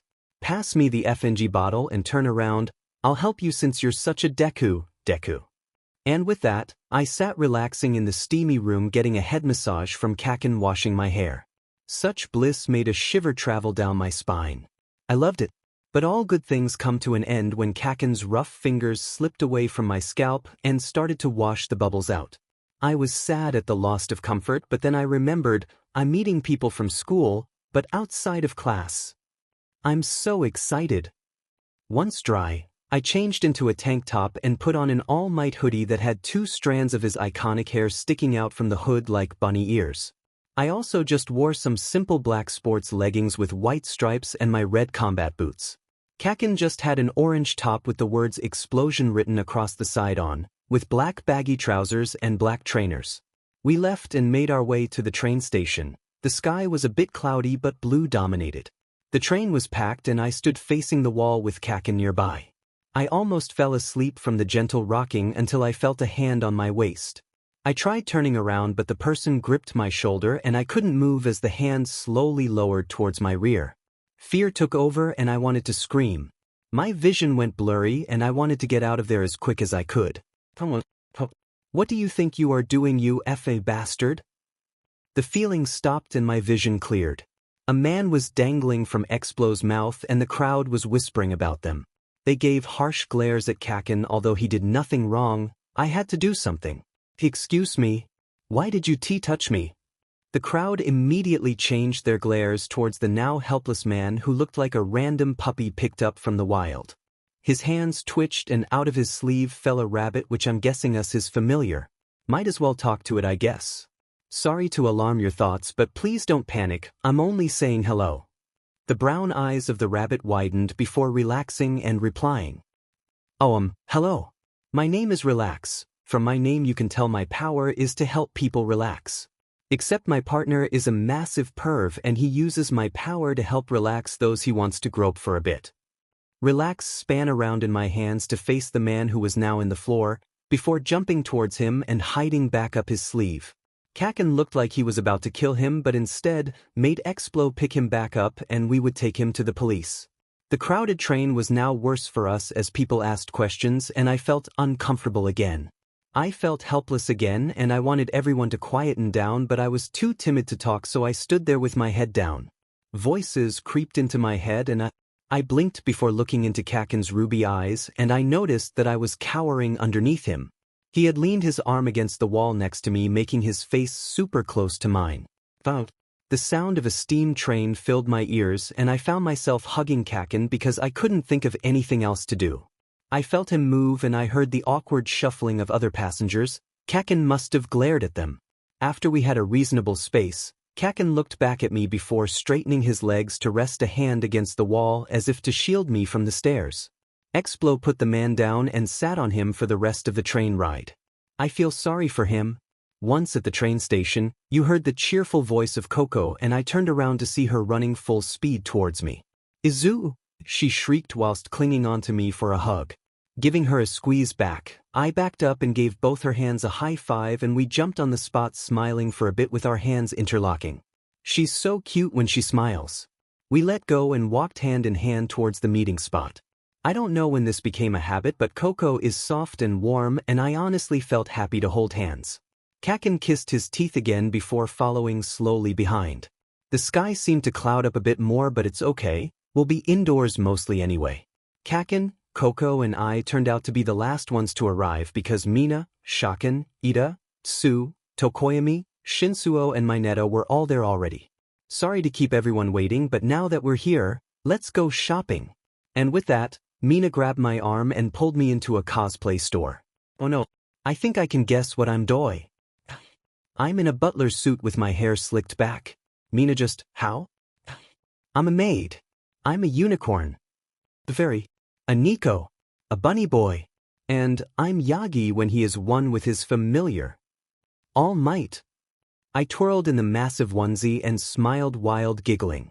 Mina insisted I stayed in the onesie and paid for the outfit. She said I can repay her by staying in it the rest of the day. Of course I gladly agreed. I grabbed Kaken's hand and we made our way to the phone shop and I gasped as we went inside. The theme is the shop was UA. I ran over to the stand that was labeled 1A and squealed. There were phone cases with us as their themes. My one was green and black with sparkles. It was very cute and simple. Everyone had one and they were all so cool. Kaken's and Shaken's were probably my favorites though, because Kaken had a black and orange one with matching spikes that stuck out of a dragon picture that looked like Explo. Shaken's one was really pretty because it showed two phoenixes. It looked like his familiar from both sides and it was really cool. I thought it made sense to get the phone based off Kaken and for Kaken to get the one based off me, but Shaken said I should get the one based on myself, so I agreed. After Shaken and Kaken argued about who pays, I was given the phone and the phone case for free since the cashier was apparently my fan. She was very nice. Kaken went to talk to the cashier to pay for his own phone and I felt a hand on my shoulder. I turned around and stepped back out of fright in fear of another pervert, but it was only Shaken who was there casually leaning against the wall with me squished in the middle. Phone. Wait what? My head spinning and Shaken got really close. He leaned so close I closed my eyes before I felt something tug at my hands. Timidly, I opened my eyes and saw Shaken adding his number on my phone and adding mine to his. He had leaned back up and I felt shy for my actions. I looked away and avoided direct eye contact, awkwardly giving my chin a scratch. Once I got my phone back, I quickly went outside and saw Mina by the snacks shop. I joined her and I saw a carton of some exotic juice. It looked nice, so I bought it, but the cashier said I could have it for free if I gave her a hug. I did and got my juice for free. Everyone is so nice. I couldn't see Mina anywhere, but I saw Ida by himself looking a bit. But I ran over and smiled when I saw his stressed gaze relax. He must have been worried since everyone split up. I looked around him and saw Explo, still on the man from the train. Wondering what to do, Mineta wandered over and gave me a smirk before walking over to the man and started whispering to him. A moment later, Mineta came to me and I turned my back to the man and bent down to let Mineta whisper something. He wants a selfie with you and I got him to promise not to touch anyone else. I nodded before getting up and turning back around to face the man, but he fainted in a puddle of blood that was gushing out of his nose with a phone in hand. Mineta grabbed the phone and furiously typed before getting his familiar to take one of its sticky purple balls to stick to the man and a rope before handing him over to Ida, who dragged the man to the police. Mineta and I then took a selfie together and I felt my butt being squished, so I almost instinctively grabbed my armband and summoned a tract. She picked up Mineta as he was so small and threw him a good mile away. She then smiled at me before disappearing again. So much happened at once and I forgot to even open my drink. I stuck a straw in and panicked a bit. What if I don't like it? I opened my mouth and took a little sip. The cold juice washed my mouth clean and I felt refreshed from the tangy sweet taste that brought forth a smile. I blinked as the sweet tart flavor of this fruit made me almost forgot all reason and I sighed in satisfaction. It's so good. I see you're in a good mood. I turned my head around to see Ida looking over my shoulder and peering into my face. I almost wobbled into him but he managed to catch me and he held my arm from behind. This juice is really good. Try some. As I hold out the carton for him, Ida's arm slid from my arm towards my hand. He held the hand that held my drink and I felt Ida press gently in my back. He leaned over and took a sip of my drink before smiling too. It really is wonderful. Maybe we should buy a crate for the class to share? Do you like that idea, Midoriya? That sounds amazing, Ida. You are so kind. I do a little hop in my toes as I smiled. Now others can drink this too. I'm pretty sure that familiars can drink this as a supplement so we can give our familiars the wonderful drink too. Smiling more, I grabbed Ida's hand and we went back to the store to ask if we can buy a crate of my previous drink. As we turned the corner, I let go of Ida's hand and was immediately thrown to the floor. My back didn't hurt though. I turned around to see Transformo. I looked up to see Toga straddling me with her bright red cheeks and a drunk look in her eyes. She was giggling and leaned down towards me. Is she? Oh no, she is. Electric shocks spasmed through my body and I couldn't breathe. I feel like screaming. Toga! Breathlessly, I gasped her name and tried to think straight. Stop tickling me. I clutched my stomach and tried to stop my obnoxious giggling but a few escaped and I was reduced to a puddle as Toga finally stopped the torture. I took in deep breaths as the stitches in my stomach slowly faded away. Calming down, I shuffled up and Toga got off me. Transform nuzzled my face as she helped me up and let me sit on her strong back. Her fur was short and soft despite the prickly look. My body still thrummed from the tickling but I could move so I took Toga's hand and we went into the shop with Ida close behind. I asked for 2 crates of the juice and I gave a crate to Toga to bring to the rest of Shin's friends. Ida gave me another carton before offering to hand the drinks out to everyone. Although I said there was no need, he was insistent so I thought I might as well take a walk around myself. Ida ran off so Toga I wandered through the shops. There were many from types like hairstyle shops to funny-looking food stalls, to cheap stores filled with odd toys, to home deposits. We went to all 4 floors of the mall and had lots of fun, especially in the arcade on the 3rd floor. Toga said that she had to go before she gets told off so she gave me another hug before running off. I bought a couple soft fluffy bread buns to nibble on as I walked and I was glad I did since I was peckish from all the walking around. There was nothing else to see so I decided to head towards the nearby fruit market as I was told that the fruit that was in the drink was sold there, but before I got there, I heard a low growl. I turned around to see a whole group of familiars without partners. These must be strays, as Niza calls them. They looked aggressive and hostile but I think it was because I took the wrong turn and ended up in their territory. In fact, I think one of them is injured. The one injured was a stray crocodile spirit with glaring eyes and lots of teeth. Mouth open it growled at me. Before I could talk once we were properly connected, the crocodile spirit lunged at me. 3rd POV. The crocodile spirit lunged forward and Deku instinctively crouched down and grabbed his armband. Screaming help in his mind, a tract appeared again and covered his body with her own. She never got hurt though because Deku had sent the piercing scream of help into the crocodile spirit who closed their mouth from the shrill frequency. A tract stayed by Deku's side, crying whilst giving him hugs like his mother once did. Grief shook his heart but he pushed it down as he spoke into the link. After a few minutes, the other familiars there joined in too and excitedly chatted to themselves for the first time. There were so many types that were all injured in some form. Eyes glistened with sympathy, Deku looked over from the small dragons to the oddly colored slimes, to the tough-looking golems and to the weak frail pixies. There were even really rare types like a godslayers, unicorns, and a bicorn. He guessed those with physical injuries were rejected either for their looks or their inability to fight. Others seemed to have never formed a bond before so the partners must have never liked their species. But some seemed almost dead on the inside as if they were bonded but rejected every second. With Attract giving him happy squeezes, he used the salty water that flowed from her eyes to clean the injured familiars and their wounds. The salt stung and whimpers filled the air, but Deku reassured them that they were okay every second.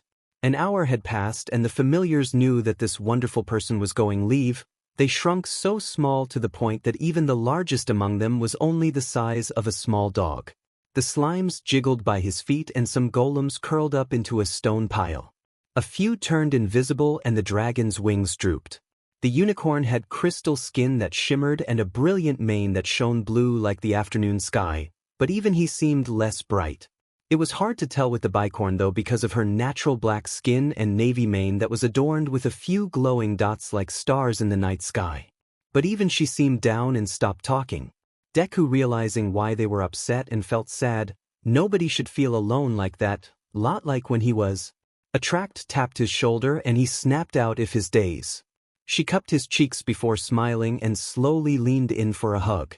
Touching the armband, Attract smiled before disappearing back into the armband. With his eyes glowing and wide open, Deku almost cheered into the link and explained that if they wanted to, he will create a bond with all of them. The familiars all perked up at that as they all got up and one by one, formed a bond before disappearing. It took another 15 minutes, but Deku secured 18 more familiars into his armband before checking on it. For leaves were now gold and most of them were shimmering, meaning that there is a familiar ready to be summoned. This makes Deku wonder why there is a polished state. Light-headed, Deku stumbled up and made his way out of the empty alleyway.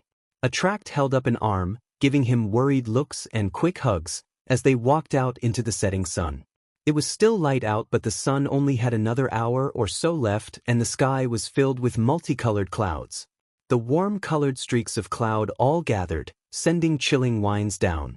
Deku ended up sitting down on a bench in the nearby park and sleep started to knock on his door. Eyelids heavy, his drooping eyes closed and sleep swayed him into comfort. Gentle rocking lulled him within his slumber and his body was warm. The wind blew through his hair and the rocking swayed on. "Shut up. You'll wake him." Eyes fluttering open, Deku blinked his large eyes and tried to understand what was going on. He could smell lots of plants and it reminded him of the forest. Except the thing he was on felt like those nice birds that used to let him pet them. Running a limp hand over the surface, a smooth feathery texture greeted his fingers and a warm mass seemed to hug him from behind. Deku's eyes felt heavy again, and they started to close. "Oi Deku, I know I told Pinky here to shut up, but it's about time you get up." Eyes snapping open, Deku looked about in bewilderment and saw that he was carried in Tokoyami's back and was hugged from behind by his familiar. Attract was nowhere to be seen, but the first eighth shimmered with a happy warmth. Panicking, Deku squirmed around, causing Tokoyami to fall. The three fell in a heap on the floor and Deku groaned in pain, reflexively grabbing his armband. A multicolored light of red, orange, yellow, green, blue, indigo and violet surrounded him and all the colors collected with their own. One by one, all the reds came together and then all the oranges, until all the colors were together. A white light took over and with a flash, 7 slimes fell at Deku's feet. The others stared at him in shock as not only does Deku seem to have an amazing ability, he somehow was able to use power despite being familiarless. The 7 slimes jiggled around as both the blue and violet one came forward and climbed up Deku towards his elbow. Using their bodies to surround the joint, the blue slime glowed and the small scrape caused by the fall was cleaned. The violet one then glowed and the cut disappeared with no trace. Making sure that there were no more injuries, the slimes wiggled off and joined the others before making a line in order. Deku looked at them as one by one, they all glowed. A burst of flame puffed out the red one as a pile of sand tumbled out the orange. Lighting surrounded the yellow and the green happily grew plants. Water poured out of the blue as a hole appeared under the indigo. The violet one just wriggled a bit. With one last silent greeting, Deku smiled and all the slimes went forward to stick to him before disappearing in a beam of golden sparkles around the armband. Rain started to fall and the silence was broken with a shrill shriek from Mina as she fretted about her makeup. Tokoyami had already gotten up and was trying to get his familiar to calm down as the evening rolled in with rain. Tsu hopped over to Deku and handed a cute green umbrella to him and together, The two made their way under the tree where the others ran to. Bakugo growled at them but was more concerned whether Deku was okay or not, so quietened down before going over to them. In silence, Tsu and Deku stood together under the umbrella with Bakugo nearby and the others all trying to dry themselves. Mineta was still nowhere to be seen, but no one really cared at that point. They were all more concerned with Deku. His green eyes glowed rainbow colors like the slimes and they had a tired look. Apart from Deku and Bakugo, who guessed what was going on, everyone was confused at what happened but also concerned for these side effects. What's going on?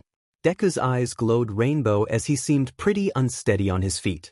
Bakugo, guessing the gist of what happened, brought Tsu and Deku to the tree where they both sat down with the umbrella. Since where they sat were dry, Shinsuo gently took the umbrella and shook it dry, away from them before folding it up and returning it to Tsu. Deku was still in a dazed state and was about to topple over when Shinsuo sat down on Deku's other side and let the smaller male rest on his shoulder. Bakugo growled again before quietening again as Deku whimpered from lightheadedness. Seconds later, gentle grumbles were heard and Deku was asleep against Shinsuo. Tsu got up and pulled out her phone to check the time as whispered that it was time to go, careful not to wake Deku up, before handing her umbrella to Achiko. She then looked over towards her familiar before nodding goodbye to the others and hopped into the rain. Ida made sure everyone had a way to get home before bowing and made quick hand movements as he left with his umbrella. Achiko opened Tsu's umbrella before whispering bye and left into the rain.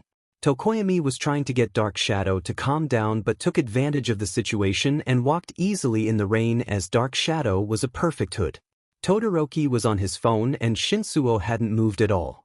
Bakugo went over to Deku and was about to wake him up when a limo came out of nowhere. A line of umbrellas made a dry path to the limo door and Todoroki bridal style picked up Deku and carried him towards it. Speechless, Shinsuo scrambled to his feet before bowing and making his way home as it apparently just around the corner. Todoroki climbed in and propped Deku up on his knee as he waited for the response from Bakugo. Bakugo, on the other hand, shook his wet hair and sauntered into the limo to join them and sat at the farthest corner smirking. Todoroki, not sure why he was smirking, clambered deeper inside only to realize that the most innards of this limo had a 3-seater, then a 2 and then a 2 and then a 3, with the warm radiator between the first 3 and 2-seater. Bakugo was in the 3-seater closest to the warmth and his lap was the only place to put Deku. Seeing this, Todoroki paused before walking towards Bakugo with Deku in his arms. Bakugo moved his arms aside ready for Deku before grunting in dissatisfaction as Deku's legs were placed on him instead. Todoroki had sat in the opposing side of the 3-seater with Deku's head on his lap and was smirking back at Bakugo, teasing him. Unable to take any more, Bakugo's familiar set off mini-explosions in response to the strong feelings from Bakugo. The crackling sound woke Deku up in a hurry and sat up straight. Lazily blinking, he realized he accidentally slept on both boys either side of him and got up to bow to them. However, doing this made him crash his head on the roof of the car and he ended up curling up on the floor. "God damn it, you really are a useless piece of shit without me," sneered Bakugo as he got down on one knee to help the smaller male up. Deku awkwardly smiles as he lets himself sit back down between the two boys before turning to Todoroki. "Is this your car, Shaken? It's really comfy and big too." Deku then carried on with how the interior design was a very special one that enhances healing and other stuff, but he mumbled too fast for anyone to comprehend. Bakugo, used to this, just looked out the window and ignored the others as Deku rambled. Todoroki, on the other hand, stared right at Midoriya, who was lost in thought, and noticed his eyes weren't back to normal. Although they were now mostly green again, his pupil was now multicolored, making his already large dreamy eyes seem surreal. Deku, oblivious to all, gripped his armband to steady himself as he rambled on and on. Thoughts spun at high speed around the cavern in his mind and he wanted to let it out. Word after word, ideas ran out of his mouth. He could spout 6 full ideas per second and he needed to get about 360 thoughts, evaluations and theories out of his mind before he can. The thoughts halted as a hand tightly gripped his shoulder, making him jump and eyes widen in shock. He shook his head before looking up and became aware again. By now, Bakugo had fallen asleep against the window and Todoroki was looking right into Deku's eyes out of concern. The two locked eyes for a minute before Todoroki turned away in embarrassment. The limo arrived in front of Bakugu's home before anything else could happen, and Deku was almost aggressively picked up bridal style by Bakugu and whisked away with Explo close behind. Almost like a fairy tale, except the dragon is befriended rather than beheaded. Sachin. See you on Monday, called Deku from Bakugu's strong arms as his own small hands waved around the other male's toned body. Yeah, by Midoriya, mumbled Todoroki as he glanced over again before glaring at Bakugu. Unknown emotions threatened to appear, but they were ignored and buried as usual. He closed the door and sat back as the limo started again for the house. The familiar had returned to the size of an eagle and perched on one of the luxurious seats opposite Todoroki. Its bicolored eyes stared into its partner's matching ones, and it seemed to want to talk. But Todoroki was only Todoroki. He didn't have powers like Midoriya. He didn't have a fun life like he has. He can't enjoy life like he has. He hasn't. Calm down. Thoughts rose again within his mind, and Todoroki pushed them down. He buried them. He didn't need emotions. Dabi may be back and he wanted to visit his mum soon, but the limo stopped his thoughts as the large house's shadow enveloped him. But it's okay. He'll be fine. He's done it once already. He can change. Walking straight into the house, his sister was immediately fussing over him, and he looked towards the time. The hospital is still open.